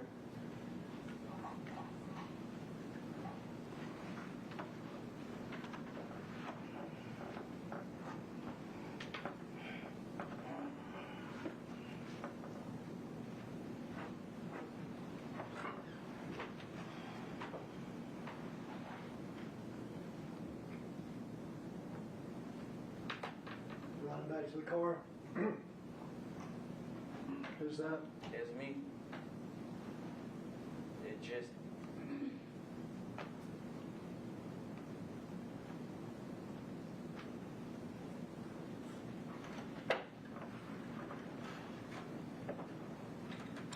At the 2-lane apartments. Yeah. That's me, right there. It just. And the third person? Yes, it could.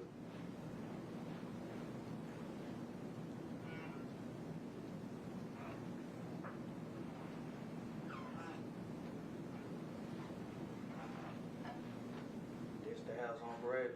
House on Bradley. It was parked the car. Driveway for the house. Yeah, that's the driveway. You used to hang out with Bradley every day. Just about. Orange Mound, Yeah, close to where y'all killed Dolph. yeah. Now, where does the car end up? It went from the front to the big yard. See these people walking? Yeah, Does the car end up way back here? yeah, way they go. Is that where it was when you wiped it down? Yeah, that's where it was.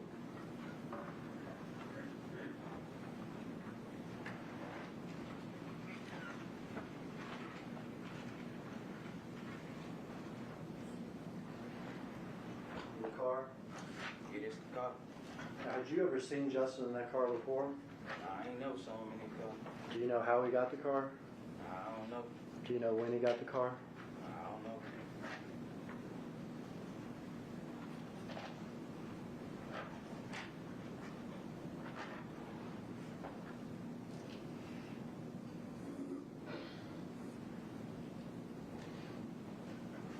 Is It just, this from that music video? yeah, it's from the video. Now, is that music video filmed a few weeks before this murder? Yeah, And you said you were actually in the video too, is that right? yeah, You wearing a mask in the video? yeah, I hate on May. This house here, right here, Yeah, that's on Bradley Street. is that the same house? Yeah, that's the same house. Is that that driveway we were just looking at? Yeah.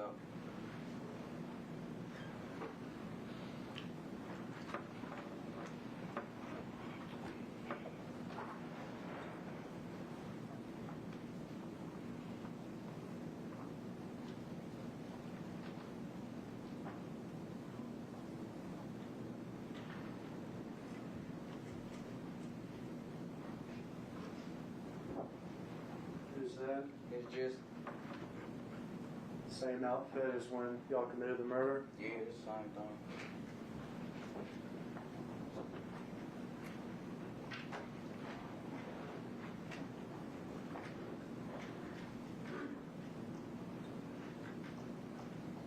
Who's that?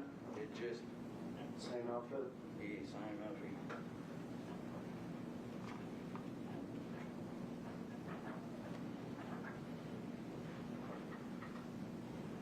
It's just, oh, no, leave. Oh, not to leave.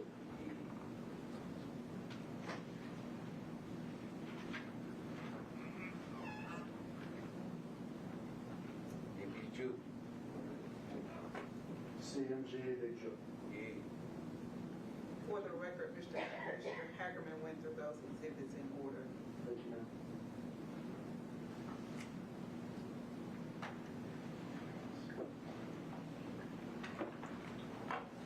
This attorney's gonna ask you questions now. You listen, you answer, okay? Evans, represent Mr. Johnson in this case. So we'll be asking you a few questions, okay? Yes, sir. If there's anything I ask you don't understand, just let me know. If you can't hear me, it shouldn't be a problem. But if for some reason you can't hear me, just let me know, okay? So, you started out today saying, and I think ended by saying you're here to tell the truth, right? Correct. And just to be clear, you know the difference between a truth and a lie, right? Yes, sir. Okay. Now, you said you started meeting with law enforcement, December 9th? Really the day you got picked up, the day after you got picked up in South Haven, right? Or the same day? Nah, I ain't meet, like, what you mean by meet back with them? I mean, they sat down and interviewed you in a room. Yeah, I Right. talked to them meeting. And did you tell them the truth, Nah. right? Because specifically they asked you whether or not you'd ever seen that Mercedes Right. and whether you'd been in it, right? Right. And you said, never been in it, never seen it, never been in it with Justin Johnson, Correct. right? Okay, just to be clear. Correct.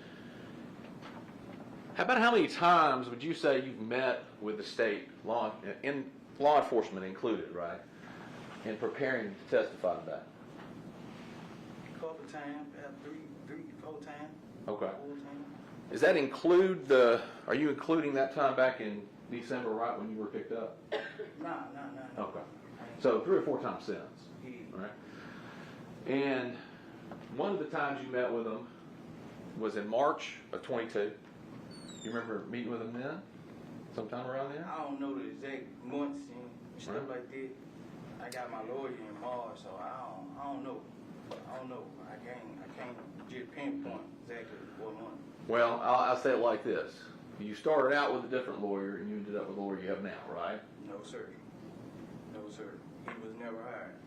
Okay, well, you got paid. No, he did not get paid. Did you get paid? Nah, Didn't you get $50,000? he did not. He ain't signed my jacket saying he represented. No, I'm asking I you. just talked to him. That's not what I'm asking you. Right. You asked He me. got You said I had a $50,000. Oh, wait a different minute. lawyer. So, Hold on just a second. Ask your question, wait for the response. you mean, The original lawyer in your case got $50,000 to represent you. Did he not? I don't know exactly how much you get. I don't know. I Okay. can't say. All right. And you knew that, just we're all clear here, that money came from CMG, right? Yeah, I don't know exactly who, but yeah. All right. So you talked today, you got paid for what you just testified to, didn't you? After I was locked up, You got paid, my right? lawyer was paid. Lawyer. You got $50,000 to pay a lawyer, right? I didn't get it in my hand. Correct. I don't know how much it was, but correct. My lawyer got paid. Okay. And there's no question that that money was for services rendered. Killing Dolph. You took it, didn't you? Yeah. Did your conscience bother you? Come on. Your conscience. After I came to my senses, yeah. Did you say, I can't have that money? I can't use that money, because you still got a lawyer here. Nah, I ain't say that. I ain't You say took that. the money. Yeah, I took the money. I got the money. Your conscience wasn't bothering you that bad, right? You said your conscience started bothering you, but not bad enough not to take the money for the job you did. well, I had already did it, so might as well. You know, I got a conscience still after it came to my senses. Right. Okay. So,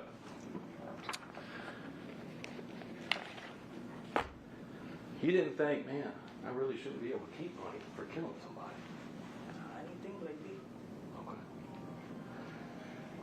Now, at the end of this, you said, you're direct. You said something about, you saw a picture of the person, you said Mr. Johnson with a suitcase. And you said, he's there with his money, getting out of town. Right. Bruh, it was him. It was Mr. Johnson, bruh. You gonna act like it. He gonna sit right here and act like we didn't see the nigga on the camera, bro, getting inside the white motherfucking expedition. This judge is crazy. I mean, this lawyer, wow. I'm not understanding it's his job, but come on, bro.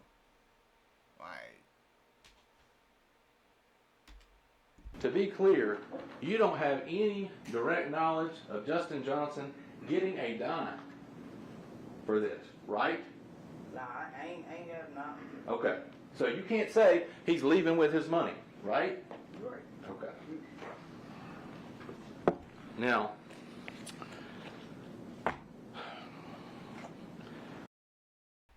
fucking ghetto ass lawyer. It's a ghetto lawyer. a couple other things specifically. When you, as you say it, let's kind of put a timing on this. So you said March, you got your current lawyer, and you went back and met with the government again, right? Go Or the state. Yeah, Wow. I don't know what month. Like I said, I can't say what Okay. like they can win. But if I told you you met with law enforcement around March 13th of 22, does that sound about right? I can't put the date on it. I ain't Okay. even count the name. Well, let me ask you this. You said you had a change of heart and your conscience started getting to you. You wanted to tell the truth. When did that happen? Like a couple months after I sobered all the way up, while I was in jail, I sobered all the way up. I ain't in my senses like it was wrong. Okay. So you got December is when you go to jail. December 9th. Yeah, December 9th. So a couple of months from then. You sober up, that's when you come to your senses. Yeah, and then Justin had sent me a letter saying. Well, I'm not asking you what Justin sent you a I'm letter saying saying. what automatically made me come to my senses and like, you know. What you mean? Like, he trying to say, like, so it took you that long to come to your sense? Nigga, he killed somebody, bro. Like, you try to kill somebody and keep that shit on your conscience. Maybe he couldn't. Alright, come on, bro. I mean, you doing his job, though. You know what I'm saying? But goddamn. It was wrong, you know what I'm saying, when he said, cut him loose, take the juke, and quit down with me. Okay. So you're saying Mr. Johnson sent you something saying, he actually said he didn't do it, right? Now, he ain't say he didn't do it then. He said, cut him loose, and take juke, and quit down with me, because they ain't messing with us. Oh, you mean tell the truth? Nah. Because he didn't have anything to do with it. Tell the truth. Nah, he's saying me take the downfall. Oh, okay. Cut him loose. Big Toey, this lawyer retarded, bro. That's what I was saying earlier. Look. Quintarius, they trying to use Quintarius to take the downfall. And Johnson, they trying to swap him out with a different person that's willing to do the same. So they saying Johnson, they got the wrong person. Johnson not even the man on the camera. Like they didn't even, Johnson don't even supposed to be in that seat right there, as they saying. They trying to tell him, like, you know what I'm saying? But the man that's on the stand is willing to take the charge. But he's saying it's Johnson. But Johnson lawyer saying he just trying to take motherfuckers down with him. Let him go. Okay. And tell them get quick and him change clothes and quit with me instead of him. Okay. Let me ask you this. Did you get it direct? When they switched out the clothes, they was saying swap him out for Quay and leave him out of it. Justin trying to get left about the situation and swap him out for Quay. Directly from Justin Johnson, this kite you're talking about? Like, you know, we got rock me in the still, but we were talking through the vent. I was in E part, he was in E part. We were talking through the vent. Did you get it directly from Justin Johnson? Nah. Did you see him write it? Did I get it? He said, did you get that? Did you get that kite? Did you see him write it? Nah, I ain't see him right. I'm in another part. We Right, you can't even see him. You But he asked me, did I get that kite? Okay. He sent me more than one. He sent another one and said he got 7K. I could take that. I'll leave. Where's that? I don't know where it's at. You lost it? Nah. I sent it on out to my folks. Okay, Sent all it right. on out to my folks, my sister. Okay. So, you started telling the truth then. So, surely by August, The judge know the lawyer bullshit though. That's the crazy part. you met with the state in August 10th of 22. Surely by then, you're telling the truth. Yeah, I'm telling the truth. And you would agree with me, the truth doesn't change. It's the truth, right? Yeah, it's true. You know, Quit brought me in and set me up for the police to capture me, so might as well tell the truth. If we gonna tell the truth. Okay. So, The man on the stand, is telling us what actually happened. I could just sense it. Like, niggas do be lying. But the lawyer is trying to say, like, bro, delusional. Like, bro, Justin was not with you, bro. Like, what are you talking about? The man on the stand got fucked over. So he just trying to bring down the whole jump. today, for the first time ever, you testified that you wiped that Mercedes down. Yeah. You've never said that before. No, I ain't know. You've never told them. You never told them that you wiped that Mercedes down? I never told detectives when I talked to them. Nah. Why would you not tell them? They've asked you every question under the sun about this case, right? Look at niggas laughing. Look at niggas laughing and shit. They know this shit is bullshit. Ain't all this lawyer trash. This nigga trash. He don't got a case. This nigga, like, come on, bro. They did it, bro. They on camera, dog. Like, you can't fight that. I said detectives. I never admitted that I was involved to detectives when I first got locked up December the 9th. You know they take notes and they recorded your entire interview Right. from August. Right. Why didn't you tell them in August you wiped the car down? Because we were talking about so much, it slipped my mind from me. And they specifically asked you, and you said They ain't asked me that way you cut it in. They ain't specifically asked me. You don't- you don't recall them asking you and you saying, Justin said he had someone wipe the car down. Yeah, he told me he had somebody to wipe the car down too. But you didn't think that. I knew what was going on. Ask him, I right? told him that I wiped it down. He said he used the right stuff because I got somebody else to wipe it down. You know what I'm saying?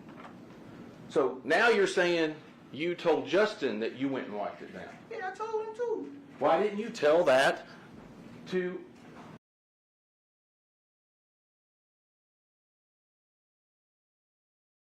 law enforcement who's seeking the truth from you, right? You know, stuff slip a person's mind too. You know what I'm saying? Like, Kind of an important I can't- detail. like, they ain't asked me did I wipe the car down, so You don't think so? I don't recall. Okay. Well, your fingerprints are on that car, Correct. right? Correct. So when did you go do that? Like, a couple days after the shooting. Did you tell Quet? Did you go by Quet's house? Yeah, I had called quick and told him that I was finna walk in their backyard so he'll know who walking over there. I ain't called him. So you called him, you let him know, you walked through his backyard. Not through his backyard. That I was finna walk in the backyard where the car was in. Okay. Why would you need to tell Quet you were going to be at the car across the street? because he got cameras. So I ain't want to think nobody trying to get him or nothing to get shooting at me. You know what I'm saying? Okay. Like, I'm letting him know what's up. And just to be clear, does he have cameras on the abandoned house, or are you just saying shooting out from his, facing out from his house? They on his house. Okay. On his house. But you, testimony today is you called Quet and told him you were going to go over there and wipe that car down. Yeah. Okay. And you didn't tell law enforcement that either. Does that surprise you that you wouldn't have told them, hey, I even called Quet and told him I was going to go over and do it? Nah, because, you know, like I say, stuff slip a person mind at the time, you know what I'm saying? Like, when law enforcement talking to me, you know what I'm saying? Like, I ain't just finna remember everything bit for bit right then and there. You know what I'm saying? Well, yeah, 3 or 4 times, as you said it, right? To meet with them, to go over it, to think about it. You were able to talk with counsel before you went into this. You were able to look at paperwork before you went in, right? Before I went in with. And met with them. Yeah, what you mean though? What you saying? Like, what you saying? It just slipped your mind. Nah, what you saying? Like, No, what slipped my mind? What you saying? To tell them all the details. Yeah, I couldn't just remember detail like that. Because it's hard to keep up with details when you're lying. You would agree with that, right? Nah.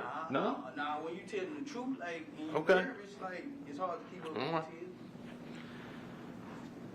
So,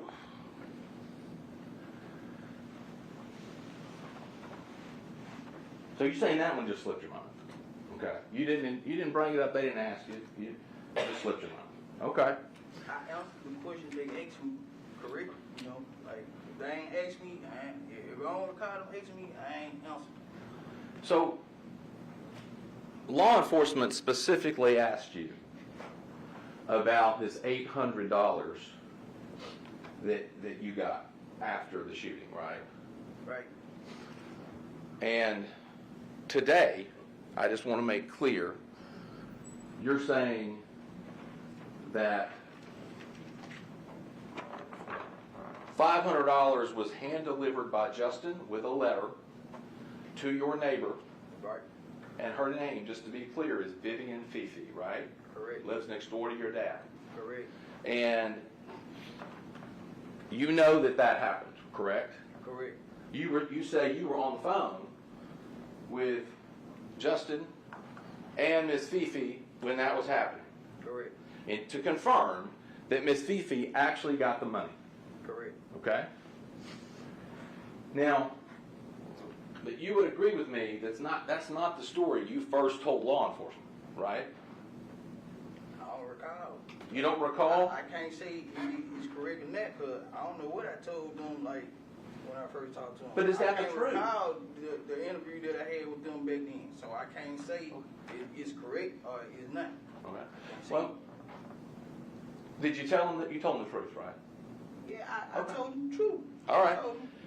So, in that same interview, if that's the truth with Miss Fifi, in that same interview earlier, why would you tell them that some masked man came in a Chrysler 300 on 2 occasions? No, I and did said, not say that. You didn't say that. I didn't say that earlier. I did not say that. Said a madman on 2 occasions came. You didn't say that. Justin dropped it off to Miss Fifi the first time, and he had somebody with a mask on the second time with $300. That's what I said.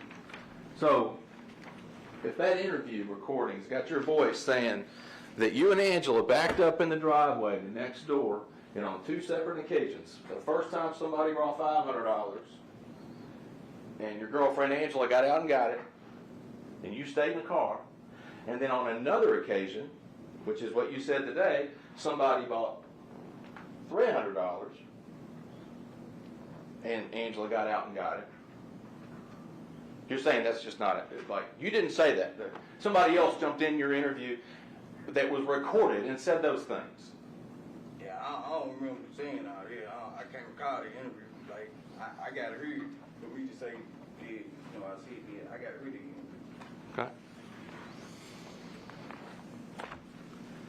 Alone. Okay. Since it's after, might as well tell the truth. A couple of things. You had only two conversations. Well, let me back up. You had one conversation at Quet's house where Jook was there, correct? Correct?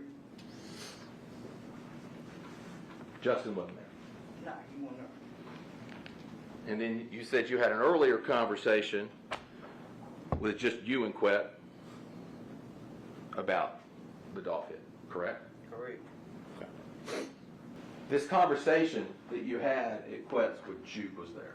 I think you said you went to buy X pills. Correct.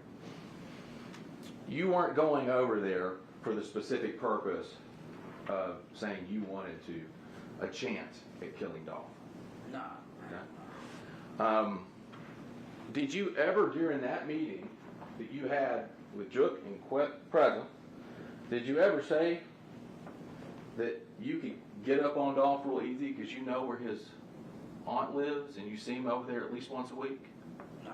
Never said that. Never said that. You've testified today that no promises were made, right?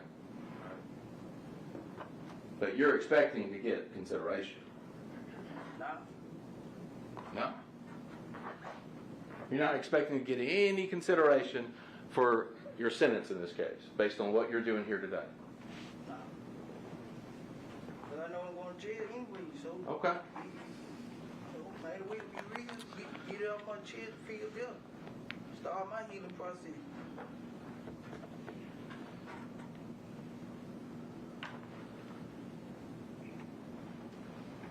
It's not what you told your sisters when you wrote them back in March of 22. Probably not. You lied to them? I say anything. I don't know. Now we're getting somewhere. You'd say anything. I'm saying like in the letters because I know for sure that they taking my letters and stuff, so.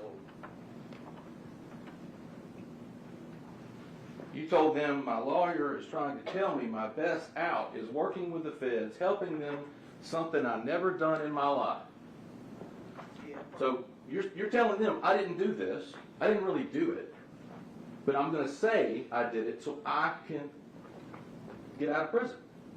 Nah, I ain't saying it like that. I ain't saying it like that. Like, I'm saying like, it's my best out to be honest and stuff like that. And, you know what I'm saying? Like, be truthful because they already know. So, if they already know, why play with these folks? And they already know. And then you said, just so on that point, your lawyer, he, said that's the only way I will not do life in jail. Yeah, if I said that then, you know, if what I said, if I wrote that, I said that. Okay. I ain't finna say I didn't write that. And then you say that you're hoping essentially not to do any time because your lawyer that you have now was responsible for getting one of the people in the Holly Bobo case out without doing any jail time. Yeah, I told them his history, you know what I'm saying, like his history, but what he did in the past ain't got nothing to do with this.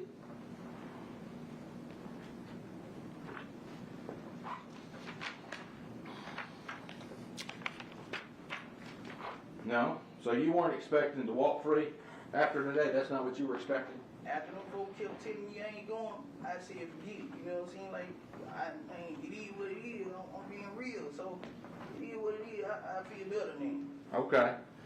Because you told your sisters, they got to let me walk free if I make any deals with them. And my sister and they green, they don't know nothing about no folk teachers and stuff like that. They green, they don't know nothing about no jail time or nothing like that. So, you know, we just praying, hoping for the best outcome. You know what I'm saying? Like, we just leaving in God's hand.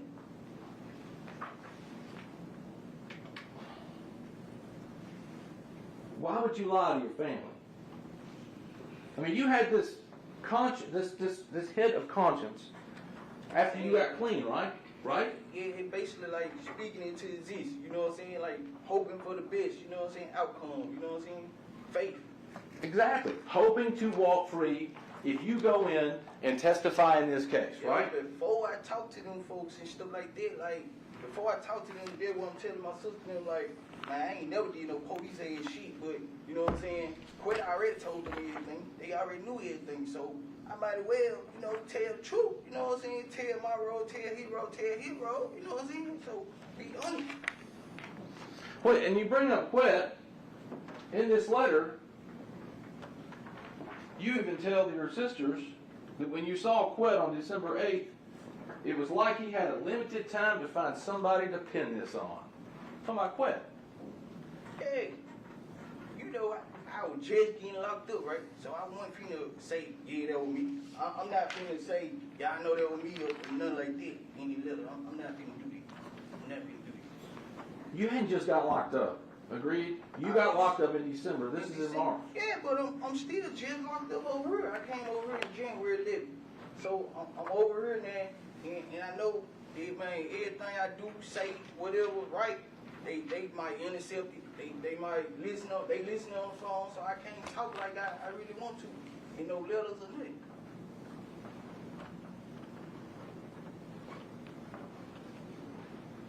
You repeatedly say in these letters to your sisters that you didn't do this, and you're only going to lie to get yourself a deal.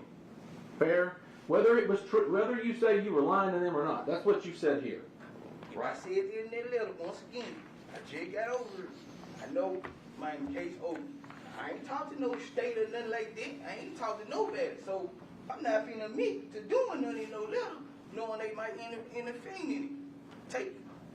You met with law enforcement in December, on December 9th, on the day of your arrest. Yes, sir, I did.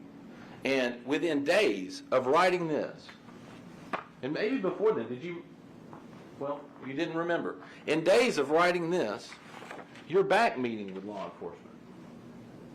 December the 9th? In March 13th. You said. How is they not dozing off, bro? December the 9th. You met with them in December 9th? December the 9th, March. You're back meeting with them March 13th of 22. Days after writing this letter to your sister, or these letters to your sister. Well, if it was after I wrote that to my sisters, then I wasn't going to confess because you said I wrote that before I met with them, right? Okay. So, I guess what you're saying that is, when you met with law enforcement, if it was in March, that The judge dozing off. you realized you weren't going to lie and you decided to tell the truth then. To the law enforcement? Yeah. Yeah. Okay. So, this issue about the $50,000 we talked about earlier, you went into a proffer sometime in March and lied about the $50,000. What you mean? You didn't tell them that you had gotten $50,000 for killing Dolph. I didn't tell them because that was for my lawyer. Okay. That was for my lawyer. So I ain't tell them right then and there. Nah. And then in August, you and your lawyer have to appear for another proffer, and you have to clear that up because you lied. Yeah, I kept it G. Like, you know, yeah, my lawyer told me that the best thing to do, just be honest. That everything. Okay. But you still weren't honest, even after meeting with them the first time.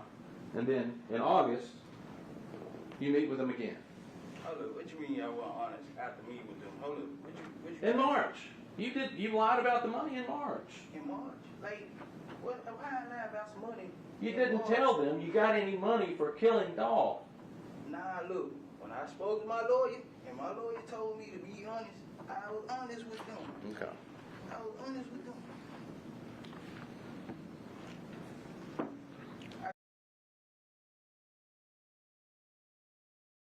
I told them about the 800, so I ain't tell them like I don't. Well, I bet somebody lying.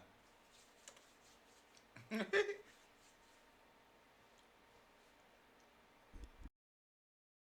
for killing Dolph. I told y'all about the 800.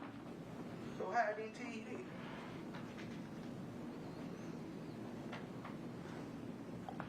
Now,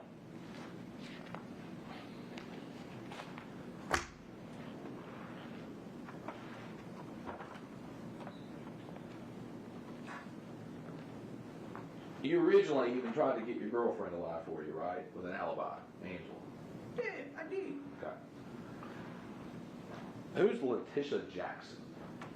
That's my baby mom, my kid mom. Okay. Now, I think you said, well, let me ask you this, was the day that you shot Dolph, the day before that, did you know you were going to shoot Dolph? Nah, I ain't know nothing about all this, but I ain't know we were gonna catch Dolph or nothing. But the next day was the day we caught Dolph, that was my baby girl's birthday, to be honest. Okay. And I know I told her about a house, buying them a house and all that, because I knew that they already had hits on everybody's head, and we was out looking for somebody. We didn't know we were gonna catch Dolph, we didn't know who we were gonna catch.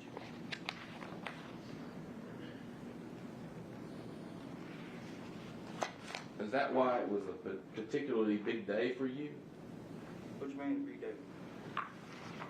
Well, you text Miss Jackson, let's see, 9:05 a.m. on November 17th, 2021, you say, good morning. I went to sleep in the midst of texting you to knowing today is my big day. My baby birthday. My daughter's birthday. November 17th? Yeah, my daughter. You went and killed a man on your daughter's birthday? Hey, I'm trying to make it right for her. I ain't had no money. I'm trying to get some money that day. So I'm trying. He killed Dolph on his daughter's birthday, bruh. What the fuck? Trying to make sure my baby girl, man, have a beautiful birthday. So it was whatever. Then I'm trying to get high on pills. It was whatever. But you're telling her you're going to buy her house, you're going to give her $10,000 for rent? I said this Right. day before. The day before? Yeah, you know, I tell female lie, you know what I'm saying? Like, that's my baby mama. I was trying to get back with her, whatever. It ain't just like, you know, it's just game. You know what I'm saying? Hey, just game. Ain't about all, like, just game. So you're just lying to her too? I ain't saying lying. I ain't gonna say that. Game and lying is two different things because, Okay. man, you know, you tell the person what they want to hear. You know what I'm saying? Tell the Like person- these fine people? Nah, I don't know them. I don't know them. So, ain't got no reason to let them know that. So if it's game, it ain't a lie. I ain't trying to run game on nobody in here, man. You sure? I put myself in the murder, so I don't run the game. Make sense now. But you think you're walking. I ain't saying I'm walking. That fellow just told me them folks been. What the lawyer talking about, bruh? Judge need to step in. That's an ejection, bruh. But you think you walking? What the fuck you like? What is he talking about? He told me I'm doing time, so you know what I'm saying? It is what it is. So, at the shooting itself, I just want to be clear on this. You say Justin got shot. He got scraped on the back. Explain to me the difference between a scrape and getting shot. Like, you know, when you fall and you scrape your knee or something, like the bullet glazed your back, like just glazed. Like it glazed my leg and I got hit and it went in my back. Okay, so you're saying a bullet grazed when you say Yeah. scrape. I just want to make sure I understand. Okay, so you're saying Justin got grazed, a bullet grazed on his back. Yeah. Was he bleeding? Yeah, he was bleeding, but it wasn't like mine was. Like, you know, heavy like mine was. How was your leg bleeding a lot? Yeah, my leg was bleeding a little bit. Like, you can see the skin, you know what I'm saying? The scab, skin, and stuff like that. But it was just glazed, but my arm, it went in and rested in my back. And you said that when you went to Keona's house, that she did some wound care on you and Justin. We helped each other. All of us helped each other. Okay, so you wiped Justin's back down Yeah, for that spot? she would You watch Justin back down. What the hell? Man, he's wildin'. help him with a tab and, you know, we were helping each other. Everybody helping each other. Okay. And I think you said when y'all got to Keona's house, you changed clothes when you went in. Yeah, Both of you. yeah. Okay. And then you identified a person you said was Mr. Johnson that came out and then stuck his head in Charger, but you were in the house, but you said that was, He came in and got the wound kit. all right. So,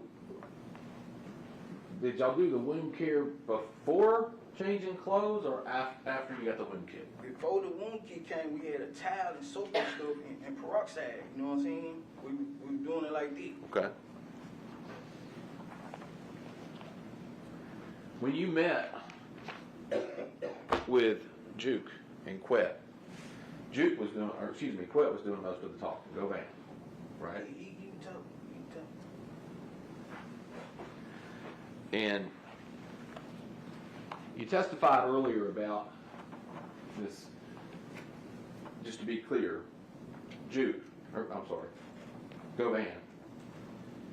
Govan before the hit on Dolph, before you did it, had already negotiated with you to get $10,000. Yeah, for me and 10,000 from Jesse. Okay. Now, I want to be clear about, I'm going to get to that in a minute, but I want to make sure $10,000 to you, you talked about it before, and then he came back to you after the fact and asked you about the 10, because he wanted his money, right? Yeah, I want a man too. Okay. Now, you said today, pretty matter-of-factly, that he had the same $10,000 from Justin. But when you were interviewed by law enforcement in August, they asked you that. And you said, I think he had the same deal with Justin. Right? So do you know it, or do you think it? I probably did say that then, but basically I'm saying the same thing I said then. So you're not sure? I'm saying the same thing I said then. Okay, that you think he did. I'm saying the same thing I said then. You can put it how you want to put it, but I'm saying, you know what I'm saying? I'm putting it the way you put it. What I know, you know what I'm saying? What I know. All right? Yeah. Well, if you know it, why would you tell them then that you thought it?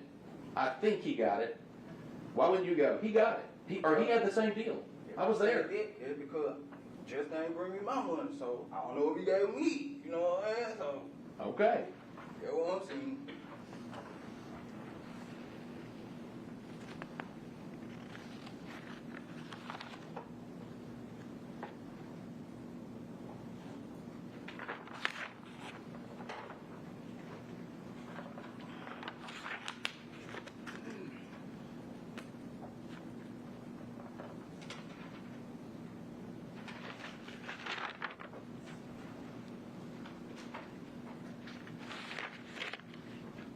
One moment, Judge.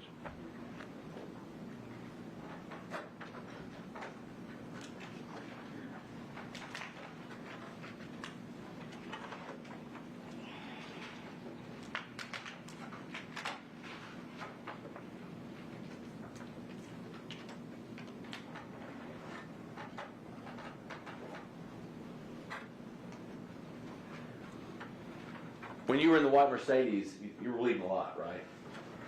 Bleeding a lot. Nah. I wasn't bleeding a lot. Nah, So you told law enforcement that you were bleeding really bad. Yeah, once it started coming out, once I see it, saw it, start panicking, you know, like, dang, blood started coming out. But I know not to panic that bad though, because I've been shot before. So in the white face, I'm sitting up like this, so my blood won't get nowhere in the car. Sitting up like this, and we driving at a fast pace. So I jump out this, jump at this expedition, right? Okay. You've got a gunshot in your shoulder, a graze on your leg, and you say Mr. Johnson's been grazed on his back, Correct. and you can see the graze, right? Nah, I You ain't can look see at it, because when he's driving, I'm making sure, we didn't know he was glazed at first, so I'm trying to make sure he don't wreck. So I'm like, you alright? You alright? I'm talking to him.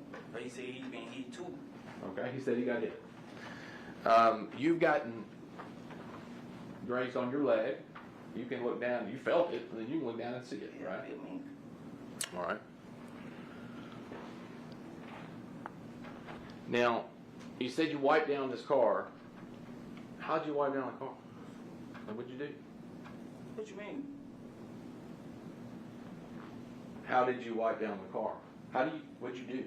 You walked through the backyard, you walked up to the car.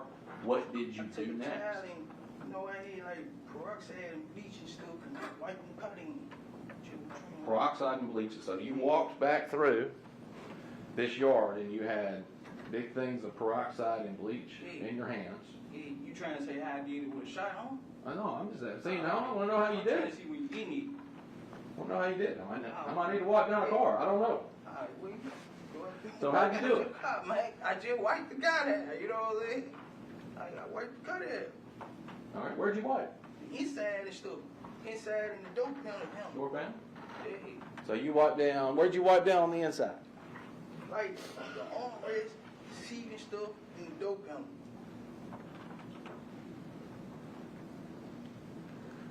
Okay. What about the outside of the car? Dope panel. Dope panel. You know what I'm saying? Wipe the dope panel down. Anything else? The outside? Nah, just dope panel. Just, And you know your prints on the car. yeah, I ain't know that my print was on the car at the time, but I'm wiping the dope panel where I know I touch, you know what I'm saying? Like dope panel and stuff like that. And the blood department, I was just trying to wipe real fast, but I ain't want the lawn to go out, so I was just trying to wipe real fast, cause it late, you know what I'm saying? I ain't want to get caught by the cop. It late. I'm shot, but I'm bandaged up, you know, so, and I ain't trying to let my hat go down cause I was on some pills and stuff. What'd you do with the stuff afterwards? What's the, The stuff you used to clean the car? I just had it already on the towel, and I went back there and did it real fast. Okay, so back just a few minutes ago, I said you walked back there with like containers of peroxide and bleach and a towel, and you said yes. I ain't say that. So I want to make sure you had it was just on the towel. Yeah, it was on the towel. Okay. So just one towel. What'd you do with the towel? I took it there with me. Okay. Who drove you there? My dad. I made her hit the block. Hit the block while she let me out, and I got out and walked up, went back there. And your girl's Angela Arnold. Yeah. And just so I'm clear, when would this have been in relation to you shoot Dolph on the 17th? Same day? No. 2 day, 1 day later, 2 days later? It wasn't. I can't tell you exactly, but it was a couple days later, before they found the car. Okay. It probably was the night before they found the car.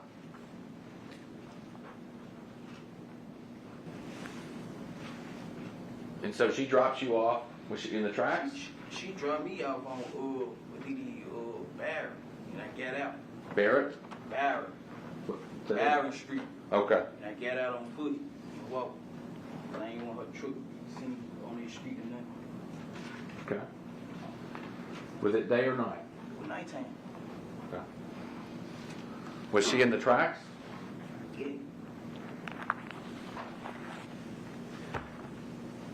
Now, did Quet ever tell you that either he or someone else had wiped the car down? Quick? Yeah. Nah, just told me that he had somebody to wait to cut him. And You trying to catch him in a lie. You trying to say Quay. Nigga, you know Quay ain't say he's gonna wipe the car down, nigga. Justin did, nigga. You know, you trying to catch him in a lie. It ain't working. I could tell that man telling the truth. They asked that question at the beginning when they first started, and then he tried to ask him again at the end. You could tell you closing out, and he still kept with the same answer. you were testified about leaving your cell phone in there Yeah, I left him in the blue phone. in the glove box. All right. But you had already went to Pressure World and done all that by the time you go back to wipe it. Went to That's Pressure all. World and done what? You got in your phone. Yeah, I went to Pressure World today, and right after we shut off, like after we split up from the apartment, I went to Pressure World. Same day. When you talked about in your testimony about getting a car covered, Yeah.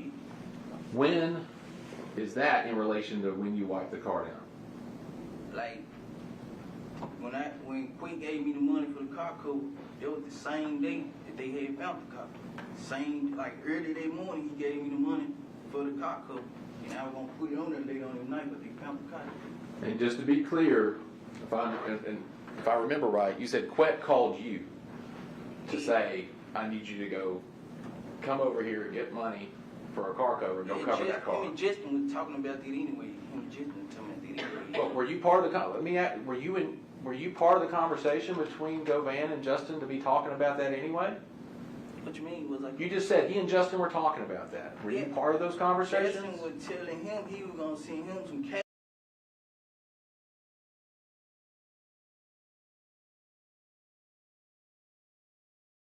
out money to buy a car cover so My we could. bad, that lawyer trash. How do you know that? Because I went over there, I was over Govan house. We got some pills for him and everything.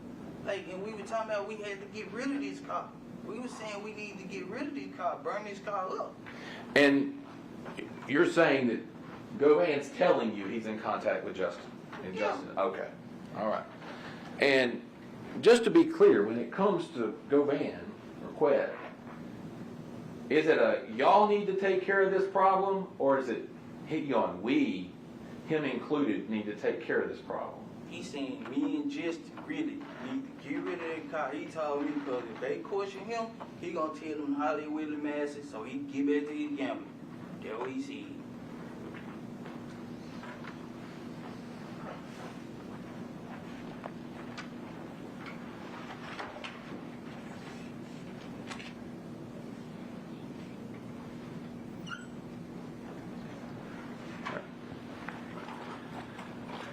Thank you, Mr. Smith. I know, bro. Thank you. Be right. Yeah, I'll be super quick, Judge. The last thing, a lot of us probably didn't understand. Quet told y'all that if the police come to him and ask him about the car, he's going to say, holler at William Massey.